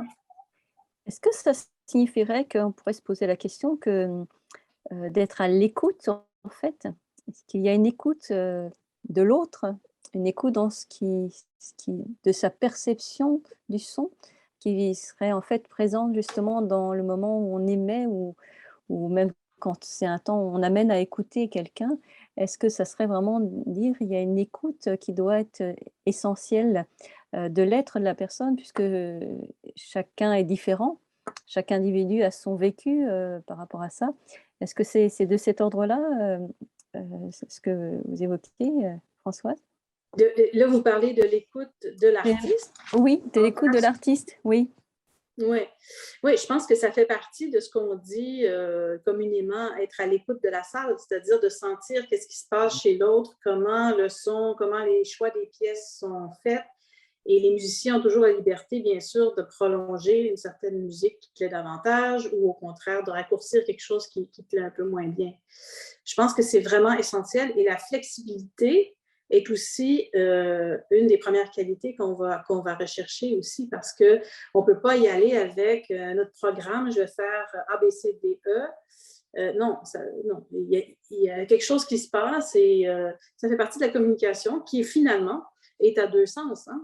Il y a quelque chose qui est envoyé, puis il y a quelque chose qui est retourné. Donc oui, absolument, l'écoute très, très important. Ouais. Parce que quelque part, ce sont ces sons qui voyagent et qui font le lien entre les personnes, justement, qu'ils partagent, qui vont être là. Donc, pour qu'ils fassent du bien, j'ai envie de dire, il faut que cette écoute soit mutuelle dans le partage.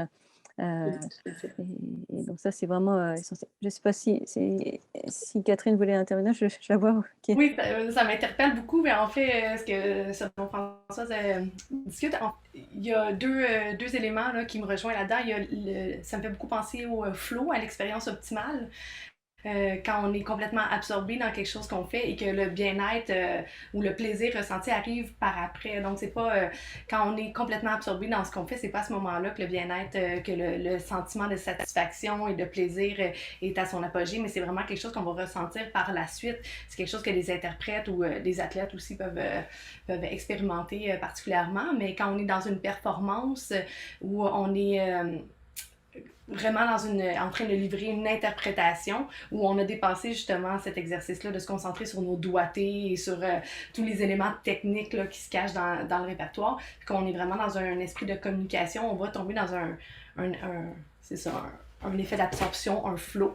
Et c'est là que ça devient intéressant, puis ça m'amenait à réfléchir par rapport au bien-être qu'on va transmettre, induire chez notre public, mais qu'on s'induit à nous-mêmes quand on arrive à atteindre cet état-là qui est extrêmement satisfaisant quand on l'a déjà expérimenté.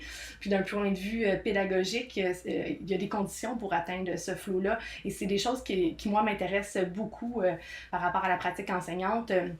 Entre autres, il doit y avoir un niveau de difficulté, un équilibre en fait entre le niveau de difficulté de la pièce qui est présentée et les habiletés du musicien. On a tendance à, dans une culture de performance, dans la pratique instrumentale, souvent, on pense à historiquement les conservatoires où on voulait former des musiciens techniques là, très très performants, et on a peut-être parfois oublié cette dimension de communication, cet aspect-là de la pratique artistique musicale, et donc d'y revenir en choisissant du répertoire qui parfois peut être beaucoup plus confortable pour les élèves et qui sera donc plus susceptible peut-être d'amener les élèves dans cet état optimal et donc communicationnel par la suite. Donc il y a quelque chose de vraiment intéressant à réfléchir à ce niveau-là. Aussi dans le choix du répertoire, c'est intéressant de choisir du répertoire. Je vais parler des enfants évidemment parce que c'est davantage mon champ, mais un répertoire qui a une puissance esthétique, je veux dire, qui a une qualité esthétique qui nous amène à vouloir entrer en communication et à partager. Donc il faut d'abord être au fait de la qualité esthétique de la pièce, de son pouvoir communicationnel pour pouvoir le faire par la suite. Donc, il y a vraiment une grande part, je pense, aux pédagogues là, qui revient là-dedans en contexte scolaire pour amener les musiciens ou les jeunes musiciens à entrer en contact. Donc, autant dans le choix du répertoire que dans le développement de la sensibilité par rapport à ça. Est-ce que vous diriez qu'en fait, on amène peut-être à un apprivoisement des sons ou des mises en situation d'écoute qui serait nécessaire justement pour appréhender justement notre monde actuel, que ce soit, et là même dans un contexte éducatif, oui, il y a des pièces, mais comment on pourrait les aborder? Est-ce que finalement, il y aurait cette nécessité d'apprivoiser à nouveau le son pour pouvoir rentrer dans ces éléments-là ou pas, ou pour être touché par ces différentes composantes? Est-ce que selon vous, c'est nécessaire dans je dirais, l'état actuel de notre société? Ben, certainement d'entrer en communication, de s'adresser à quelqu'un dans notre pratique instrumentale. C'est un exercice qui peut être fait là, chez les enfants. Puis quand on leur demande de s'adresser à quelqu'un, le premier réflexe qu'ils ont, ça va être de regarder, d'avoir un contact visuel avec la personne. Donc, je rejoins peut-être ici Thierry là, dans son idée de pouvoir rentrer en contact en étant, par exemple, derrière la personne. Donc, cette idée-là, dans une classe aussi où on a des élèves qui sont installés en position plus ou moins d'orchestre, si on peut dire, là, où je leur demande de s'adresser à un élève qui peut être en diagonale de eux à deux extrémités de la classe. Tu vas jouer ta pièce en t'adressant à un autre élève de la classe sans qu'ils se déplacent. Donc, en restant où ils sont, vous allez travailler ensemble. Donc, il y a certainement des exercices à mettre en place, à s'habituer à s'adresser à quelqu'un. Et souvent, le premier réflexe, c'est très inconfortable pour les enfants. Ce que je remarque dans la pratique, c'est que les enfants ne sont pas toujours confortables à s'adresser à quelqu'un avec un instrument de musique ou encore avec leur voix. Si on leur demande de chanter, c'est encore plus intime que d'utiliser un instrument de musique. Donc, mais qu'au final, c'est un peu, ça revient à ce que je disais tout à l'heure, qu'on n'est pas toujours le le bonheur, le plaisir ressenti vient souvent par après. Donc, souvent, c'est déstabilisant dans un processus artistique où la création, la nouveauté peut être déstabilisante, mais peut être très satisfaisante par la suite. Donc, je pense qu'il faut peut-être oser cet inconfort-là, le reconnaître, puis pouvoir aller de l'avant à partir de là.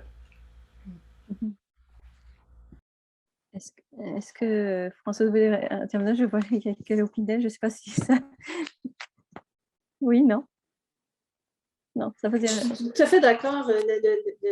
La question de la communication à travers l'instrument est primordiale. En fait, parce qu'en réalité, on étudie des années pour faire quoi? En réalité, la finalité, c'est quoi? C'est pas, en tout cas, je suis peut-être un peu un mouton noir, mais je veux dire, c'est pas de jouer Mozart parfaitement en réalité. En réalité, c'est pas ça la finalité. Non. Pour moi, en tout cas. En réalité, la finalité, c'est de communiquer quelque chose. Mais puis ça passe par cette maîtrise-là, mais c'est ça. Alors là, c'est une question d'esthétique probablement, mais je veux dire, pour moi, ce qui est primordial, c'est la communication, c'est l'émotion, c'est le ressenti, c'est pas la perfection de l'interprétation. Est-ce que c'est simplement une question esthétique ou est-ce que c'est une question de pouvoir être mis en relation par le son? J'ai envie de revenir, moi, à des choses, des concepts, en fait, qui sont un peu... j'ai indiqué que le son était le premier sens, en fait, avec lequel, qui ne fonctionne pas en on-off. Donc, ça veut dire que c'est un sens qui fonctionne en continuité. Donc, il n'y a jamais, et là j'utiliserai le terme nommé par Winnicott. Winnicott parle de l'objet transitionnel, mais en fait, on peut aller plus loin. Le son est finalement un objet transitionnel, et ce qui nous permet d'être dans un espace transitionnel en permanence. C'est ce qui nous permet d'être portés en permanence, puisqu'il n'y a jamais cette discontinuité.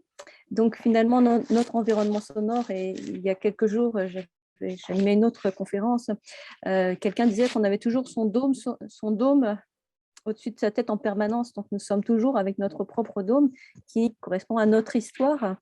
Et comment finalement on va réussir à faire se rencontrer ces espaces-là? On a notre espace qui nous permet d'être en sécurité, puisque l'espace transitionnel, c'est cet espace de sécurité. L'enfant reconnaît la voix de sa mère, mais en fait, dans la continuité, même si elle s'éloigne, il l'entend s'éloigner, donc il sait qu'elle est toujours là. Et ce qui va continuer à nous entourer, on a toujours, peut-être, vous êtes-vous déjà écouté marcher? Nous avons tous notre environnement. Est-ce qu'on s'est déjà écouté marcher? Est-ce qu'on s'est déjà écouté parler? C'est ce qui nous caractérise aussi sur le plan du son. Donc, comment faire pour finalement rentrer et se faire du bien? Puisque finalement, les sons qui nous font du bien, ils ne sont pas tout seuls, ils n'existent pas tout seuls dans la nature, j'ai l'impression, puisque même dans ce qu'évoquait tout à l'heure Gilles, c'est arriver à les révéler, mais par l'intermédiaire d'un être humain. Comment faire en sorte que nos espaces transitionnels s'interpénètrent? Est-ce que Gilles, vous voudriez évoquer un peu comment vous arrivez? Vous nous avez dit oui, c'est une proposition artistique de l'artiste qui va rejoindre. Mais est-ce que vous avez des démarches particulières pour aller rejoindre justement ces personnes à qui vous avez envie de partager? Vous avez été repérer des sons que vous avez envie de partager, mais est-ce que vous pensez au promeneur qui va venir après avec vous pour lui faire révéler? Est-ce que c'est important justement de partir de l'autre pour initialement, ou c'est simplement, et ça peut arriver, je connais des compositeurs qui sont beaucoup dans cette démarche-là, c'est seulement soi, et puis c'est moi qui sais, puis c'est ça que je vais donner et j'envoie. Mais est-ce que où est l'auditeur au préalable ou pas? Alors, c'est une question qui a des multiples réponses. Et c'est une question de, je dirais que pour faire écouter ce que l'on a envie d'écouter ou écouter ce que les gens écoutent, c'est parce qu'il y a plusieurs positions.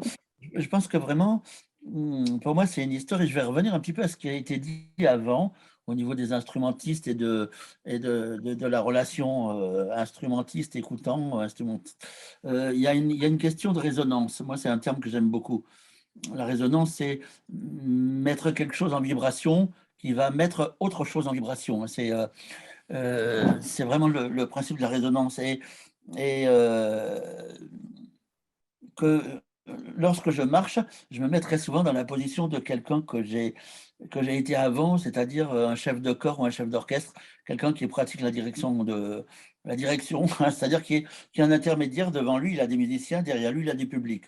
Devant lui, il a quelque chose qui va rayonner plus ou moins, c'est-à-dire qu'il va avoir une résonance qui vient des musiciens et qui va renvoyer derrière, et il va ressentir en retour. Et je pense qu'on le ressent, une résonance qui vient du public, qui vient de derrière. Je ne sais pas si c'est très clair ce que je dis. Mais en tout cas, on est un espace de médiation où on sent quand ça marche vraiment bien, quand ça commence à moins bien marcher, ou parfois quand ça ne marche plus. Et quand je guide une promenade, j'ai devant moi des sons, ou autour de moi des sons, et derrière moi, en principe, ils sont derrière moi, parce que je le guide, des gens, et je sens, et j'ai l'impression de sentir de façon très empirique, très instinctive, quand ça marche, ou quand ça ne marche pas, ou quand il faut proposer autre chose, ou quand il faut arrêter, ou quand il faut changer de posture, en fait. Et c'est là où la communication, en fait, se joue. Je sais plus, c'est plus la question initiale, mais voilà. C'était justement quelle mise en situation était envisagée, justement. Est-ce que c'est simplement proposer je vais pousser même un peu la provocation, des prototypes d'écoute pour chacun, parce que c'est notre manière d'écouter, ou c'est prendre en compte les possibilités de l'autre d'écouter, parce que on peut aussi aller à la rencontre de l'autre et puis proposer des écoutes plurielles, mais proposer si on n'a qu'une voix, et dire voilà, il y a ça à écouter et puis c'est comme ça qu'on l'écoute, ou est-ce qu'on a des possibilités, des palettes, j'ai envie de dire des palettes d'écoute à proposer, en fait. De toute façon, je pense qu'on va dans le mur si on dit c'est comme ça et pas autrement. Mais je vais peut-être prêcher à des convaincus, mais il faut qu'on ait, de par notre expérience, de par tout ce qu'on a vécu, on a une collection de situations qui sont dans notre tête et qui font qu'on peut réagir à telle situation en se disant là, je sens. Je ne suis pas sûr que ça va marcher, mais je sens qu'il faut proposer ça à ce moment-là, parce qu'il y a une attente. Et qu'à ce moment-là, ça va marcher. Et qu'à un autre moment, si je force la proposition, ça va tomber à plat, ça va pas marcher. Je pense que justement, le principe, c'est d'être à l'écoute de ceux qui écoutent. Sinon, si on est vraiment hyper directif, ça va dans le mur. Hein. Ça, c'est mon avis. Est-ce que c'est la même rencontre pour Thierry aussi? Être à l'écoute de celui qui écoute, finalement? Non. Ou de se dire non. Ah. Alors, est-ce que tu peux... Non, parce que je suis toujours surpris, comment dire, je suis toujours dans l'incapacité de savoir ce que les gens entendent. Je sais qu'ils écoutent probablement, même quand j'ai l'impression qu'ils n'écoutent pas, ils peuvent vraiment écouter et entendre, on va dire, des choses que je ne suis pas capable d'imaginer. C'est pour ça que je travaille beaucoup des dispositifs, pour me mettre à distance. Et je suis en fin de compte acteur, mais très peu acteur. Je suis responsable du dispositif d'écoute de l'endroit où il est très clair, il est très clairement marqué. Là je pensais à mes tables de massage sonore où on met 2 bouchons d'oreille, on met un casque anti-bruit, on s'allonge sur la table. Et moi, je travaille que sur le bois. autour du corps. Et la personne a un bandeau, de toute façon, elle ne voit rien. Et il peut y avoir du public autour, enfin, public, pas du public qui attendent leur tour ou pas.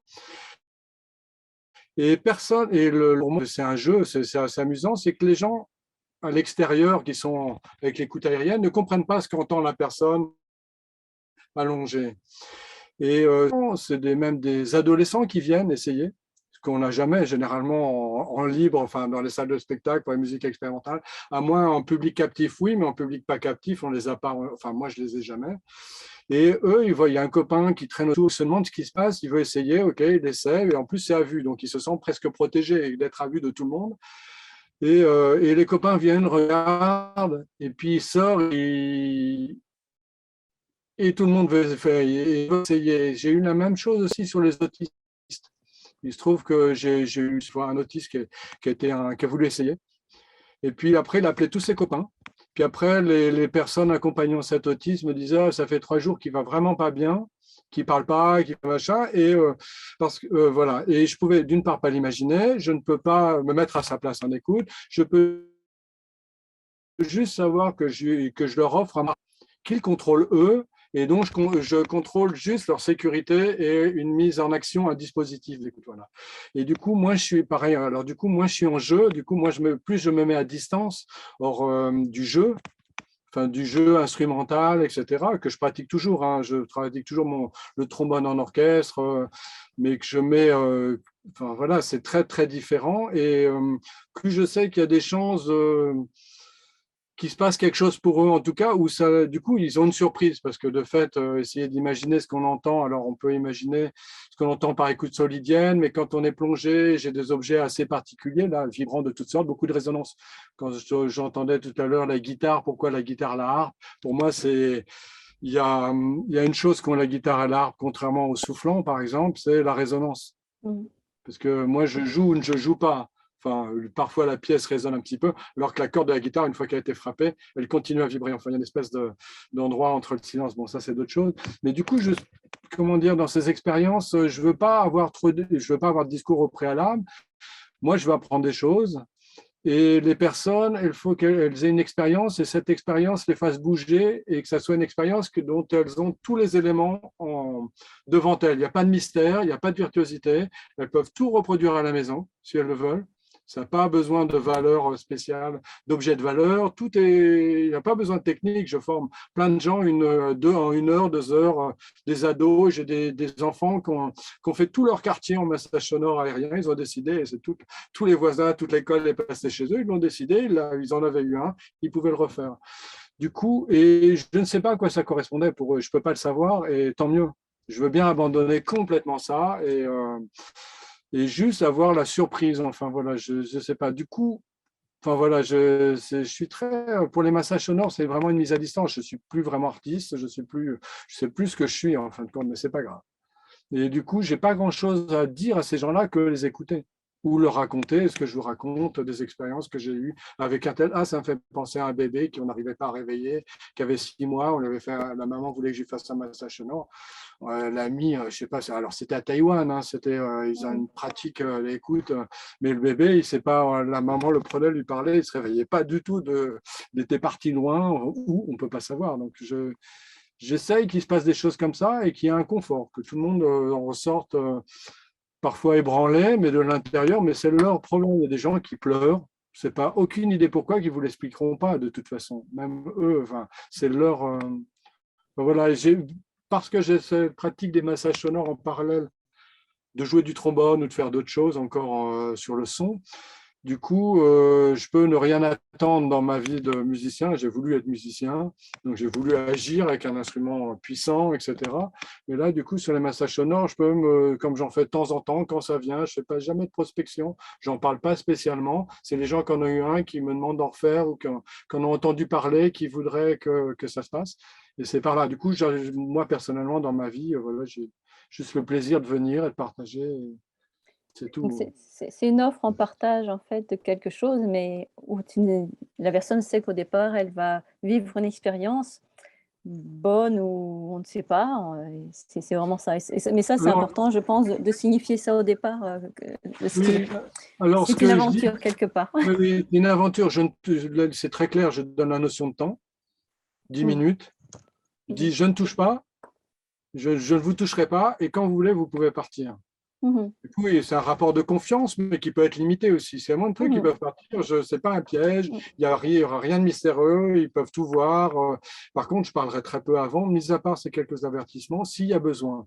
Et autrement, c'est juste la première personne qui en a eu un, quand il ressort, ça rassure les autres en général. Parce qu'elle ne ressort pas fracassée. Elle a une espèce de. Les visages changent au bout de 10 minutes. Au départ, le visage est sous contrôle. À la fin, je voulais faire des vidéos, j'en ai fait quelques-unes, où en 10 minutes, le visage, sans avoir bougé, les traits se sont transformés complètement. Donc, c'est en sortant, et puis ils peuvent parler entre eux, et puis ça suffit. Moi, je ne veux pas m'interposer plus que ça. Et peut-être, justement, dans le cadre de personnes qui sont en soins palliatifs, comment ça se passe justement de pouvoir rejoindre? Parce qu'en fait, les personnes, c'est pénétré dans une chambre, c'est pénétré dans un lieu où ils n'ont pas fait le choix non plus. Peut-être que dans les concerts, là, ils ont fait le choix de venir quand même dans la salle. Mais là, de pénétrer dans la chambre, comment ça se présente justement de se vivre avec un élément sonore qui pénètre dans cette intimité? Oui, c'est sûr que ça, c'est particulier. Ça demande des musiciens qui soient particulièrement sensibles à ça, sans trop être dans le moment de tristesse que ça peut procurer. Donc, ça prend un certain détachement en même temps que d'être émotivement présent. Donc, ça prend des gens qui ont cette capacité, déjà. Ensuite, ça prend la collaboration de l'infirmière de plancher qui connaissent ses patients et qui sait s'il y en a qui préfèrent la musique, s'il y en a qui n'en veulent pas, s'il y en a qui ont des choix particuliers à faire. Donc, c'est vraiment à ce moment-là un partenariat parce que c'est dans nos services musicaux qui sont les plus personnalisés, dans le fond. Parce que là, on se colle vraiment aux souhaits de la personne qui est en fin de vie. Et donc, ça prend une préparation au préalable. On ne peut pas simplement entrer dans la chambre. Ça n'a aucun sens de faire ça. Surtout en fin de vie, je veux dire, ça n'a aucun sens. Donc, il faut vraiment prendre le temps de connaître un peu là, cette personne qui va quitter. Et récemment, il y a une musicienne qui me confiait, c'est drôle, elle est allée jouer pour un monsieur qui est décédé pendant qu'elle faisait sa prestation. Et elle en a été un peu retournée, évidemment, parce que bon, c'est émotivement prenant. Puis, elle a douté l'espace d'un instant que ça a eu du bon pour ce monsieur qui est parti à ce moment-là. Alors, puis moi, j'essayais de la conforter en lui disant que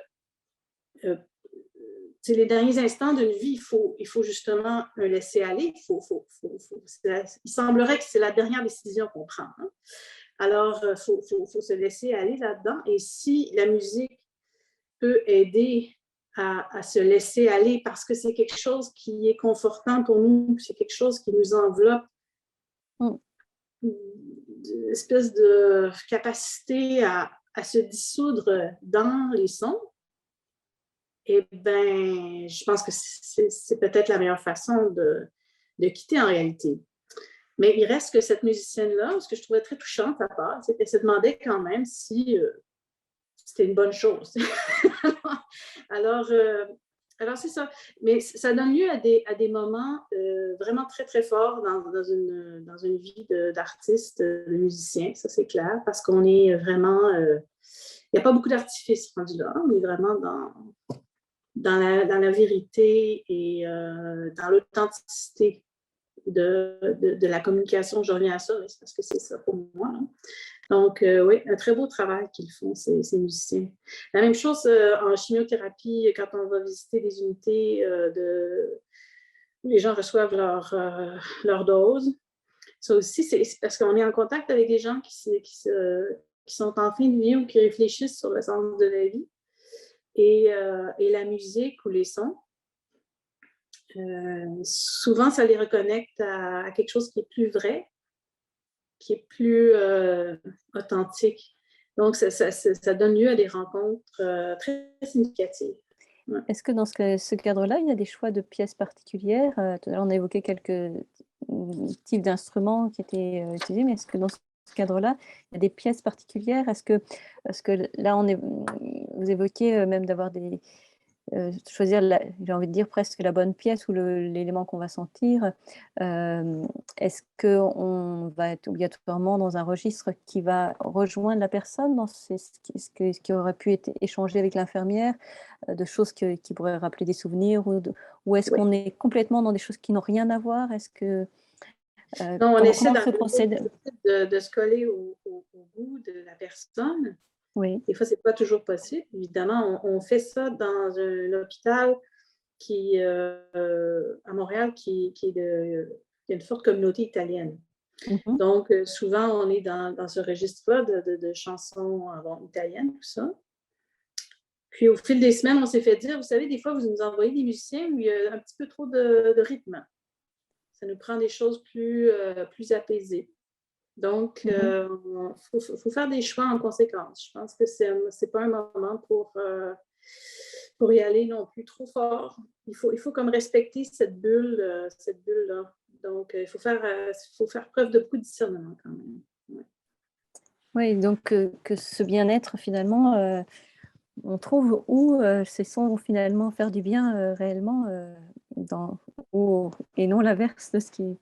Parce que justement, ne pas projeter ce qui pourrait nous correspondre à nous-mêmes et vraiment être dans cette écoute de l'autre personne, dans ce qu'elle est. Et est-ce que ça peut être aussi envisagé peut-être de contraster, je dis ça comme ça, parce que des fois, on peut aussi proposer des choses que la personne ne connaît pas, mais qui pourraient contraster pour amener... en musicothérapie, on appelle ça il y a tous les phénomènes d'être en miroir ou de s'accorder, en fait. Donc, ce sont des phénomènes aussi qui peuvent être différents aussi. S'accorder, c'est aussi similaire, mais on pourrait être en miroir et montrer l'autre quelque chose qui est similaire aussi. Donc, ce sont des choses différentes ou l'inverse, un miroir qui ne reflète pas exactement la réalité aussi. Donc, ça peut peut-être oui. être... Oui, je pense qu'il y a une attitude là qui, quand on est bien à l'écoute, on est capable d'aller chercher, comme vous dites, faire des liens entre ce que la personne aime. Encore là, ça va évoquer des souvenirs. Il y a des gens qui disent, moi, je n'avais pas entendu cette mélodie depuis que j'étais enfant. Mm-hmm. Puis là, tu me ressors quelque chose des années. Donc, il y a une boucle qui est bouclée en quelque part, qui est sympathique aussi pour nous. Et on joue un rôle qui ne peut pas être joué par aucune autre personne sur ce plancher. Parce qu'on amène des souvenirs enfouis très, très loin. Et la musique a cette capacité absolument extraordinaire de faire ressurgir les souvenirs. Et même chez les personnes atteintes d'Alzheimer, vous savez, je veux dire, ça va faire, des gens vont se rappeler des paroles, des chansons, par exemple, tout ça. Donc, la musique va vraiment toucher une aire du cerveau qui est liée au souvenir et qui demeure en santé très, très, très longtemps, même dans le cas de la maladie d'Alzheimer. Donc, c'est vraiment puissant comme outil. On instrumentalise un peu la musique, mais en réalité, pourquoi pas, ça fait du bien. Là. Oui. Ouais. Alors, on a beaucoup évoqué cette notion d'écoute, mais est-ce que, ou finalement, on propose à entendre différemment, est-ce que, quelque part, on pourrait évoquer le fait de rendre acteur, finalement, on a peut-être rendre acteur l'écoutant, et est-ce qu'on n'est pas, les personnes qu'on rejoint ne sont pas aussi des acteurs on a parlé de l'acteur de son écoute, mais le producteur de son écoute, c'est aussi transformé, donc dans un cadre éducatif, c'est comment finalement on transforme aussi l'acte, et puis peut-être que la personne qui écoute même dans un cadre hospitalier pourrait aussi être transformer la musique qui est en train d'être jouée parfois sa propre production aussi, ou peut-être dans le massage sonore, est-ce qu'il y a des moments des personnes qui s'invitent à produire des sons pendant le massage sonore, ou dans les promenades sonores, des personnes qui se mettent j'ai envie de dire, à musiquer en même temps que l'environnement sonore qu'on leur propose aussi. Est-ce que c'est des situations que vous avez pu rencontrer? Parce que finalement, est-ce que c'est simplement passif, cette écoute, ou est-ce que c'est une écoute active qui est présente? On a beaucoup parlé de ce qu'on donne, ce qu'on partage, ce qu'on donne à offrir, mais l'autre est aussi parfois acteur dans sa réponse, et même dans une réponse de musicien quelque part. C'est un grand mot là, c'est pas le musicien avec le grand, mais ça peut, peut-être avez-vous rencontré ces situations-là? Alors, pour moi, enfin, pour ce qui concerne les massages sonores, en général, là, s'il y a une réponse active, physique, dans le sens des mains, de la production de son, ça arrête le massage de fait. Donc, ça n'a jamais lieu. Finalement, ça n'a jamais eu lieu. Je sais pas, les centaines de massages sonores, personne ne l'a fait, mis à part de me regarder, et ça suffit à arrêter le massage sonore, enfin, clairement. Dans ce cadre-là, non, parce que ça me fait penser que moi, quand je vais à des concerts qui ne sont pas en frontalité, qui ont une dimension spatiale, où on nous autorise à bouger, le fait de bouger mobilise le corps dans une attention de déplacement de l'œil, etc., et m'empêche d'écouter. Alors du coup, souvent, je peux me déplacer à des moments donnés très clairement, mais pendant que je me déplace, finalement, j'entends rien et je me mets à une autre position pour les concerts en multifocal, on va dire, je ne sais plus comment on appelle ça, dans une salle où les musiciens sont éclatés. Je préfère en général très peu bouger parce que je m'aperçois que si moi je bouge, j'entends plus. Donc pour les massages sonores, ça va être ça. Si j'ai une action musculaire volontaire de quelque chose en réponse, bah, ça arrête le processus de massage sonore. Par contre, ça me fait penser, j'ai eu des pratiques dans des centres médicaux pédagogiques avec des enfants, avec des polyhandicaps, avec toutes sortes de pathologies dont j'avais aucune connaissance particulière. Et je viens dans ces cas-là avec des valises et des valises. J'ai peut-être le trombone, j'ai des valises de massage sonore, j'ai des objets, j'ai toutes sortes. Et je sors au fur et à mesure et j'improvise. Et puis, il se trouve qu'il y en a certains que je revisite et il y en a une qui a une fascination pour les gobelets. Donc, on va faire de la musique avec des gobelets, elle peut les casser, les faire tomber, fait ce qu'elle veut. Elle a interdiction normalement de le faire, mais là, moi, je lui permets. Il y en a d'autres, je vais essayer de trouver le lien de l'endroit où il me semble avoir une réponse de communication de plaisir de leur part. Et des fois, ça met 10 séances. Enfin, j'ai des trucs, il y en a que je n'arrivais pas du tout. Il y a même un jeune homme... je n'ai jamais su s'il était sourd ou pas sourd, par exemple. Personne n'arrivait à me le dire. Il me disait oui, il est sourd. Et puis moi, j'avais l'impression qu'il entendait quand même des choses. Mais il ne réagissait pas à des sons normalement auxquels on réagit quand on est entendant. Donc voilà, c'était. Et au dernier moment, il a été fasciné par un haut-parleur dans lequel j'envoyais des sons graves et on mettait des objets dedans. Et il bougeait, le fameux haut-parleur vibrant avec des objets, des coquilles d'escargot et choses. Et ça l'a complètement fasciné. Et j'ai mis 10 séances à trouver par inadvertance, sans faire exprès, et lui s'est emparé de la chose au bout de 10 fois. Et pour moi, c'était par exemple un grand plaisir. Je n'arrive pas à savoir, j'amène vraiment beaucoup de bazar qu'ils peuvent toujours toucher, tant que ce bazar est inoffensif physiquement pour eux. Effectivement, il ne faut pas qu'ils puissent se blesser, qu'ils puissent jeter quelque chose de dangereux, qu'ils puissent, etc. Et au fur et à mesure, chacun a sa propre voix. Et là, ils peuvent agir, et là, j'improvise avec eux, et c'est les plus grands moments, en général, d'improvisation, je les ai dans ces cas-là. Parce que j'ai arrêté de faire l'improvisation dans le cadre professionnel, parce que pour moi, c'est plus de l'improvisation, c'est un espèce, enfin, ça peut être formidable, hein, mais je m'attends tellement à faire certaines choses ou pas choses que je n'y arrive pas. Par contre, avec des gens dont je ne sais pas du tout comment ils vont entendre jouer, là, je me retrouve dans des états d'improvisation incroyables où je suis mobilisé de partout, où mon savoir est complètement défait. Je peux avoir le trombone, hein, ça peut être un grand plaisir. J'ai fait une fois un duo avec un batteur trisomique. C'était extraordinaire. Lui, il m'a apporté du plaisir. Lui, franchement, il était extraordinaire. J'aurais voulu faire des tournées avec lui. Malheureusement, il était à Marseille, moi à Paris, mais j'étais avec lui. J'aurais voulu faire un duo. Mais j'ai pas pu l'organiser trop loin.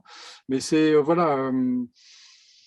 comment dire, là, il y a action, et même je l'ai laissé agir parce qu'il avait été préparé par d'autres personnes dans un cadre d'intervenants musiciens qui le cadraient très fort, et je lui ai dit, est capable de me comprendre. Il fait ce que tu veux, vas-y, t'occupe pas, on fonce. Et puis je l'ai accompagné. Enfin voilà. Et je pense qu'il a eu du plaisir. Enfin, il s'est éclaté, il s'est arrêté, il n'y a eu aucun problème. Et moi, j'ai eu beaucoup de plaisir en tout cas à le faire. Et c'est surtout ces situations qui m'importent et de trouver une voie de communication avec eux. Et je ne sais jamais où elle va partir. Franchement, une fois, c'est le trombone qui a déclenché la voix d'une jeune fille que j'ai entendue en conduction osseuse parce que j'avais mis un micro-contact. Et la voix le son du trombone qu'elle maniait, elle ne pouvait pas utiliser ses doigts quasiment, elle ne pouvait pas parler, elle tenait ma coulisse de trombone, vous imaginez, elle tenait la coulisse du trombone, je soufflais, elle pilotait quelque chose. Au bout de la 3e séance, j'ai entendu un son très loin dans sa gorge par le micro-contact et il s'avérait qu'elle était en train de chanter à l'intérieur d'elle-même, quoi. Et personne n'avait entendu sa voix. Et après, moi, mes séances étaient finies.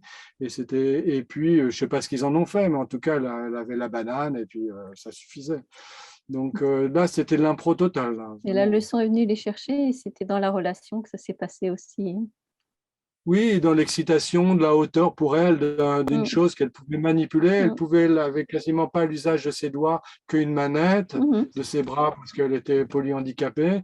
Mais par contre, elle pouvait toucher la coulisse et qu'elle savait qu'elle pouvait contrôler mon son à moi. Et en contrôlant mon son à moi, elle est peut-être venue avoir la possibilité de contrôler sa propre voix ou de l'exciter par résonance. Mais moi, je ne peux pas le prévoir, ça, c'est imprévisible. Et c'est pour ça que je viens toujours avec une voiture remplie de bazar que je dépose à droite et à gauche et je sors au fur et à mesure pour trouver l'endroit qui va nous faire plaisir dans le jeu actif des deux côtés. Certains d'entre vous veulent réagir. Est-ce que dans le cas des promenades, c'est pareil? Est-ce qu'il y a des interventions? Ou c'est simplement dans l'écoute où les participants deviennent acteurs de leur son aussi, au milieu du son proposé? Alors, je dirais que très souvent, régulièrement, les écoutants, on va dire, les promeneurs écoutants, pour employer un mot de Michel Chion, deviennent acteurs. Et je sais qu'il y a des circonstances que je connais qui aident à ça. Par exemple, des acoustiques, où on retrouve, on va dire, ces instincts d'enfant. Si on passe sous un tunnel, je sais très bien qu'il y en a un qui va se mettre à crier à un moment, parce que c'est quasiment irrésistible et que d'autres, enfin crier, pas forcément crier, émettre quelque chose, taper dans les mains, et que beaucoup d'autres vont emboîter le pas parce que c'est quelque chose qu'on a envie de faire sur le moment. Et ça fait plaisir.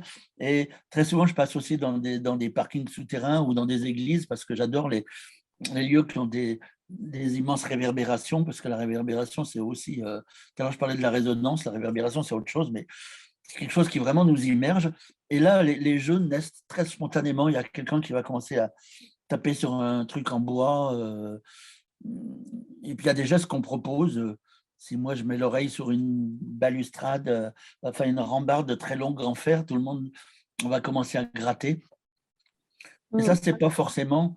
Il y a des choses qui peuvent être proposées à titre de jeu, d'expérience, et des choses qui se font complètement spontanément, et des choses où je sais que si ça ne se passe pas, c'est très rare que ça ne se passe pas comme ça.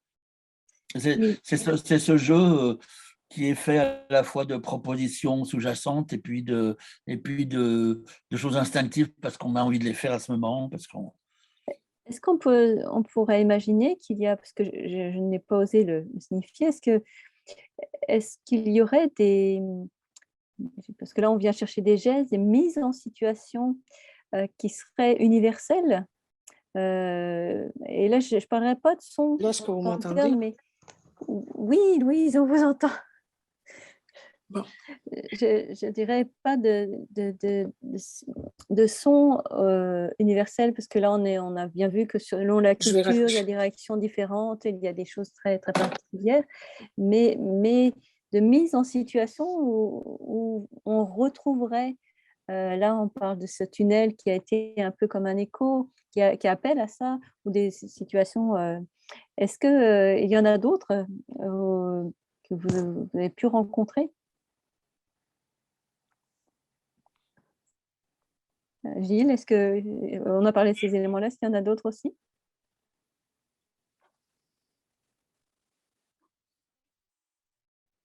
Je peux revenir peut-être en contexte scolaire par Oui, rapport à oui. l'écoute active, parce que si je veux, pour réagir un peu à ce que Gilles proposait, il nommait l'instinct, la spontanéité, et je trouve que c'est quelque chose que les enfants font très bien, évidemment. Quand on leur fait écouter du répertoire musical, ils vont souvent s'activer, vouloir imiter les sons qu'ils entendent en très bas âge. Là, j'ai eu le plaisir d'enseigner à des groupes, même parents-enfants, avec des jeunes poupons là, de 18 mois même.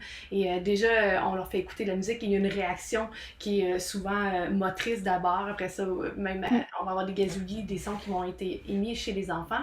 Et c'est quelque chose qui, je trouve, est une force dans l'écoute active et dans la connexion à la musique. Donc, j'aurais tendance à encourager les enfants à réagir de façon motrice d'abord quand ils écoutent une pièce, et c'est quelque chose qui souvent se perd avec les années. On veut pas l'inhibition qui apparaît à un certain moment. Et donc, les enfants vont être moins enclins à s'activer de cette façon-là. Par contre, il y a des moyens de raviver ça, par exemple, en utilisant un peu à la même façon qu'on parlait tout à l'heure avec la voix, d'utiliser la voix pour s'exprimer. Ensuite, un instrument parfois qui va venir rendre l'exercice plus confortable. Donc, d'aller donner, par exemple, dans la pédagogie d'Alcroze, on va utiliser des foulards, des rubans rythmiques, des ballons, des accessoires qui vont permettre à la personne qui écoute de s'activer, puis de traduire ce qui est entendu. Une approche aussi qui est couramment utilisée dans le contexte scolaire, où on va amener les élèves à se connecter à ce qu'ils ressentent physiquement d'abord, à faire des liens avec ce qu'ils peuvent ressentir émotivement, et ensuite à l'aspect cognitif, à ce qu'ils peuvent imaginer aussi à l'écoute de certaines pièces. Donc, à faire des liens entre les observations qui sont plutôt objectives vers une réaction qui serait davantage subjective, et l'utilisation du mouvement ou de la réaction spontanée, intuitive, je trouve est un beau moteur de cette connexion-là au ressenti puis à la réaction finalement. Donc, dans un contexte scolaire, l'écoute active, moi je le vois beaucoup sous cet angle-là.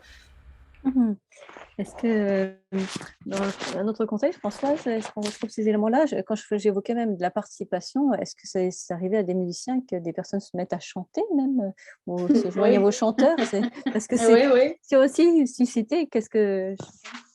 Ben, c'est toujours surprenant parce que ça va être un parterre de gens qui sont en chaise roulante, qui ont des multipathologies, qui souffrent de toutes sortes de maux, mais une panoplie de mots extraordinaires. Puis là, tout d'un coup, il y a quelqu'un qui connaît toutes les paroles de la chanson de Tino Rossi. Donc, c'est une surprise instantanée pour tout le monde. Même les soignants sont éberlués de voir que cette personne a ça quelque part dans son vécu. Donc, c'est assez fascinant. Mais d'un autre côté, dû des multipathologies qu'on rencontre, souvent, c'est seulement la motricité, mais à peine. Je veux dire, ça peut être juste deux lignées de la tête, mais à peine, parce que malheureusement, c'est juste ça qui est possible. Donc, il faut... c'est l'écoute active, oui, mais ces signes extérieurs peuvent être vraiment minimes. Hein? Il faut vraiment être attentif parce que on ne sait pas. Des fois, les gens aussi sont très médicamentés. Oui. Donc, ça inhibe, pas ça inhibe, mais ça empêche aussi une activité mentale là, soutenue. Donc, il y a ça aussi, mais nous, on se dit que même si on ne voit pas de signes extérieurs, que la musique ou les sons font leur œuvre quand même. Donc, on continue, évidemment. Mais je veux dire, c'est pas rare de voir que les gens dorment. Là. Mais il ne faut pas s'attarder à cet aspect des choses et voir plus loin que juste l'état extérieur. Oui, puis peut-être qu'ils rêvent et que vous les avez emmenés dans leurs rêves et que ça se transforme aussi. Exact. Il faut continuer, même si les signes extérieurs ne sont pas toujours encourageants. Il faut continuer. Sinon, il y a des gens qui ont perdu l'usage de la parole. Alors, ils vont simplement émettre des sons gutturaux ou autres. Mais ça veut dire qu'ils ont du plaisir. Alors, il faut décoder ça aussi. c'est vraiment quelque chose qui s'apprend à être un musicien en milieu de santé parce que les réactions sont variées et pas toujours celles qu'on attend. Ce ne sera pas des applaudissements nécessairement. Puis aussi, il faut aussi prendre à la légère les gens qui vont quitter en plein milieu d'une performance parce que ça les ennuie, parce que c'est pas à leur goût, parce que ci, parce que ça. Donc, les personnes âgées, souvent avec l'âge, disons que l'inhibition disparaît, peut-être pour toutes sortes de raisons. Donc, s'ils aiment, ils vont te le dire aussi, remarque, hein? Ils vont être très démonstratifs, puis ils vont venir te voir, puis ils vont te dire comment tu es belle, puis comment tu as bien joué, tout ça. Mais s'ils n'aiment pas, ils vont quitter, puis sans autre forme de procès. Donc, il faut vraiment, c'est ça, l'écoute active, oui, mais avec toutes ces nuances. Là. Ouais. Oui, mais ça doit être des moments quand même très émouvants, justement, d'avoir, si quelqu'un se met à chanter, ou même ces mouvements virtuaux, embrayer sur une séquenza de Berio d'un seul coup en voix avec des personnes. Pour avoir vécu déjà ce genre de choses avec certaines personnes comme ça. Ah oui. Oui. Parce que finalement, c'est un peu revenir aux éléments, Louise n'a pas pu nous rejoindre, mais c'est un peu comme si on revient même au premier son qu'on a avec les tout petits, qui sont déjà dans plein d'éléments d'interaction, juste avec les sons qu'ils ont présents, et même des frottements, des grattements, des émissions vocales infimes.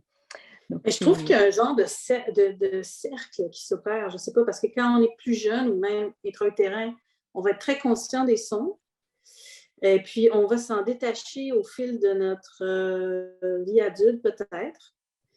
Puis on arrive plus tard, puis on dirait que là, on reconnecte avec tout ça. C'est un peu étrange, le cycle de notre appréciation des sons. Ça me fascine un peu, j'avoue. C'est comme si à un moment donné, on était trop sollicité par toutes sortes de choses, puis on perd cette sensibilité-là qu'on retrouve plus tard. Je ne sais pas. C'est certain pour l'expérience. Moi, je travaille depuis plusieurs années avec des personnes âgées, en fait, dans le cadre d'ateliers de création en plus. Et en fait, ces personnes-là sont curieux et ils n'ont plus rien à perdre. Comme ils disent, nous, on connaît déjà, là, on a déjà écouté ceci, ils ont vécu par rapport à leur à avoir entendu beaucoup de musique très variée, et d'un seul coup, ils ont envie de chercher à entendre des choses qu'ils n'ont jamais entendues, et s'essayer, parce que quand je dis qu'on fait de la création, oui, on découvre beaucoup d'œuvres contemporaines, mais on a des temps d'écoute, mais après, ils veulent créer leur propre musique, donc on crée leur propre musique avec leur voix, avec leurs objets, et puis ils vont découvrir leurs moindres objets qu'ils vont pouvoir transformer. Et je crois que c'est revenir sur les essentiels là, aussi, qui sont là. Écoutez, je vous remercie beaucoup. Je pense que Pascal va reprendre la parole pour faire la conclusion. Je pense Pascal, que vous allez entendre ma voix avant de me voir. on te voit. Vous me voyez? Oui. Ah bon, d'accord, parce que moi, je ne me vois pas. Donc, bon, si vous me voyez, c'est l'essentiel. Donc, je vous prie de m'excuser si vous avez vu une certaine agitation de mon côté. Je m'en excuse vraiment profondément, mais Louise a rencontré des problèmes techniques, Louise Lettre, et donc j'ai essayé de résoudre ces problèmes techniques sans qu'on me voie trop à l'écran, quand j'ai compris que tout le monde me voyait. Tout en essayant de continuer à avoir une oreille justement sur vos échanges. Donc malheureusement, on n'a pas pu avec Louise réussir à faire en sorte qu'elle nous rejoigne. On a tout essayé, je peux vous le dire. Mais je pense qu'en étant à Charlevoix, hein, c'est à la fois la beauté d'être en campagne et les inconvénients, mais le problème majeur était le réseau, en fait, la connexion. Internet, ouais. Voilà, oui, qui n'a pas permis à Louise de nous rejoindre. Donc, pour conclure, je vous remercie déjà de la qualité de cet échange qui ouvre plein de pistes à explorer, dans lesquelles j'espère, nous, on sait, on s'y est déjà engouffré, mais qu'on pourra justement donner envie à d'autres de le faire, Moi-même, je suis donc professeure de musique, pédagogue, musicienne. Et c'est vrai que j'ai à cœur ce travail sur l'écoute et en vous, justement, en vous écoutant, hein, les expressions écoute active, l'attention de l'écoute, évidemment, la puissance évocatrice, hein, du son, tout ce que cela permet enfin, tout ce dont on peut avoir accès à travers le son. Je pense que ce sont comment dire, des notions et puis finalement un combat de tous les jours et je vois les élèves pour les côtoyer. Donc tu vois Thierry, là j'ai initié tout un niveau d'élèves de 5e, ce qui correspond à secondaire 2 dans le système québécois des massages sonores. Euh, ça métamorphose l'ambiance de la classe, ça métamorphose l'élève, ça donne une curiosité de l'écoute qui lui permet ensuite de pouvoir avoir accès, parce que finalement, c'est vrai que, bon, on est tous d'accord sur les bienfaits de la musique pour Françoise ou Catherine qui travaillent à travers la musique, c'est-à-dire avec une esthétique donnée, puis finalement imposée ou choisie, hein, puisque Françoise vous donnait à écouter ce dont les personnes ont besoin et envie. Mais là, on est sans esthétique et c'est vrai que cette approche-là du son, dans ses qualités, dans son relief, permet aussi aux élèves après de pouvoir avoir accès à cette musique esthétique qu'on appelle finalement subjective, hein, pour la mettre en opposition à la musique concrète, donc de Pierre Schaeffer, donc, parce qu'on n'a pas forcément les codes, parce que c'est pas forcément dans notre culture auditive. Donc finalement, c'est ces approches qui en apparence peuvent paraître opposées, pour moi, ne le sont pas du tout et font sens selon la façon dont on les organise, on les propose et le chemin finalement qu'on donne aux écoutants de poursuivre ou qu'on invite à poursuivre en tout cas. Donc voilà, cette curiosité de l'écoute, vous travaillez tous finalement autour de ça, hein, cet éveil me semble être vraiment fondamental et je suis ravie, même si on a perdu Louise qui, j'en suis sûre, avait beaucoup de choses à partager, m'enchante. Voilà, je vous le dis très sincèrement. Voilà, bon, je ne sais pas si vous avez des choses à ajouter. Il nous reste à peu près 4 minutes. Voilà, pour la conclusion. Oui, parce qu'en fait, oui, ce que je voulais dire aussi, c'est qu'on a tous une histoire sonore et on oublie qu'on a un ADN sonore, tous. Hein. En vous écoutant parler des réactions, c'est vrai qu'on parle d'autres types d'histoires qui nous constituent, mais on oublie toujours celle qui est liée au son et qui fait que la multiplicité des réactions sont très surprenantes. Voilà. Bon. Merci Pascal. Merci à tous. Avec plaisir. Donc, ravi de vous avoir entendu.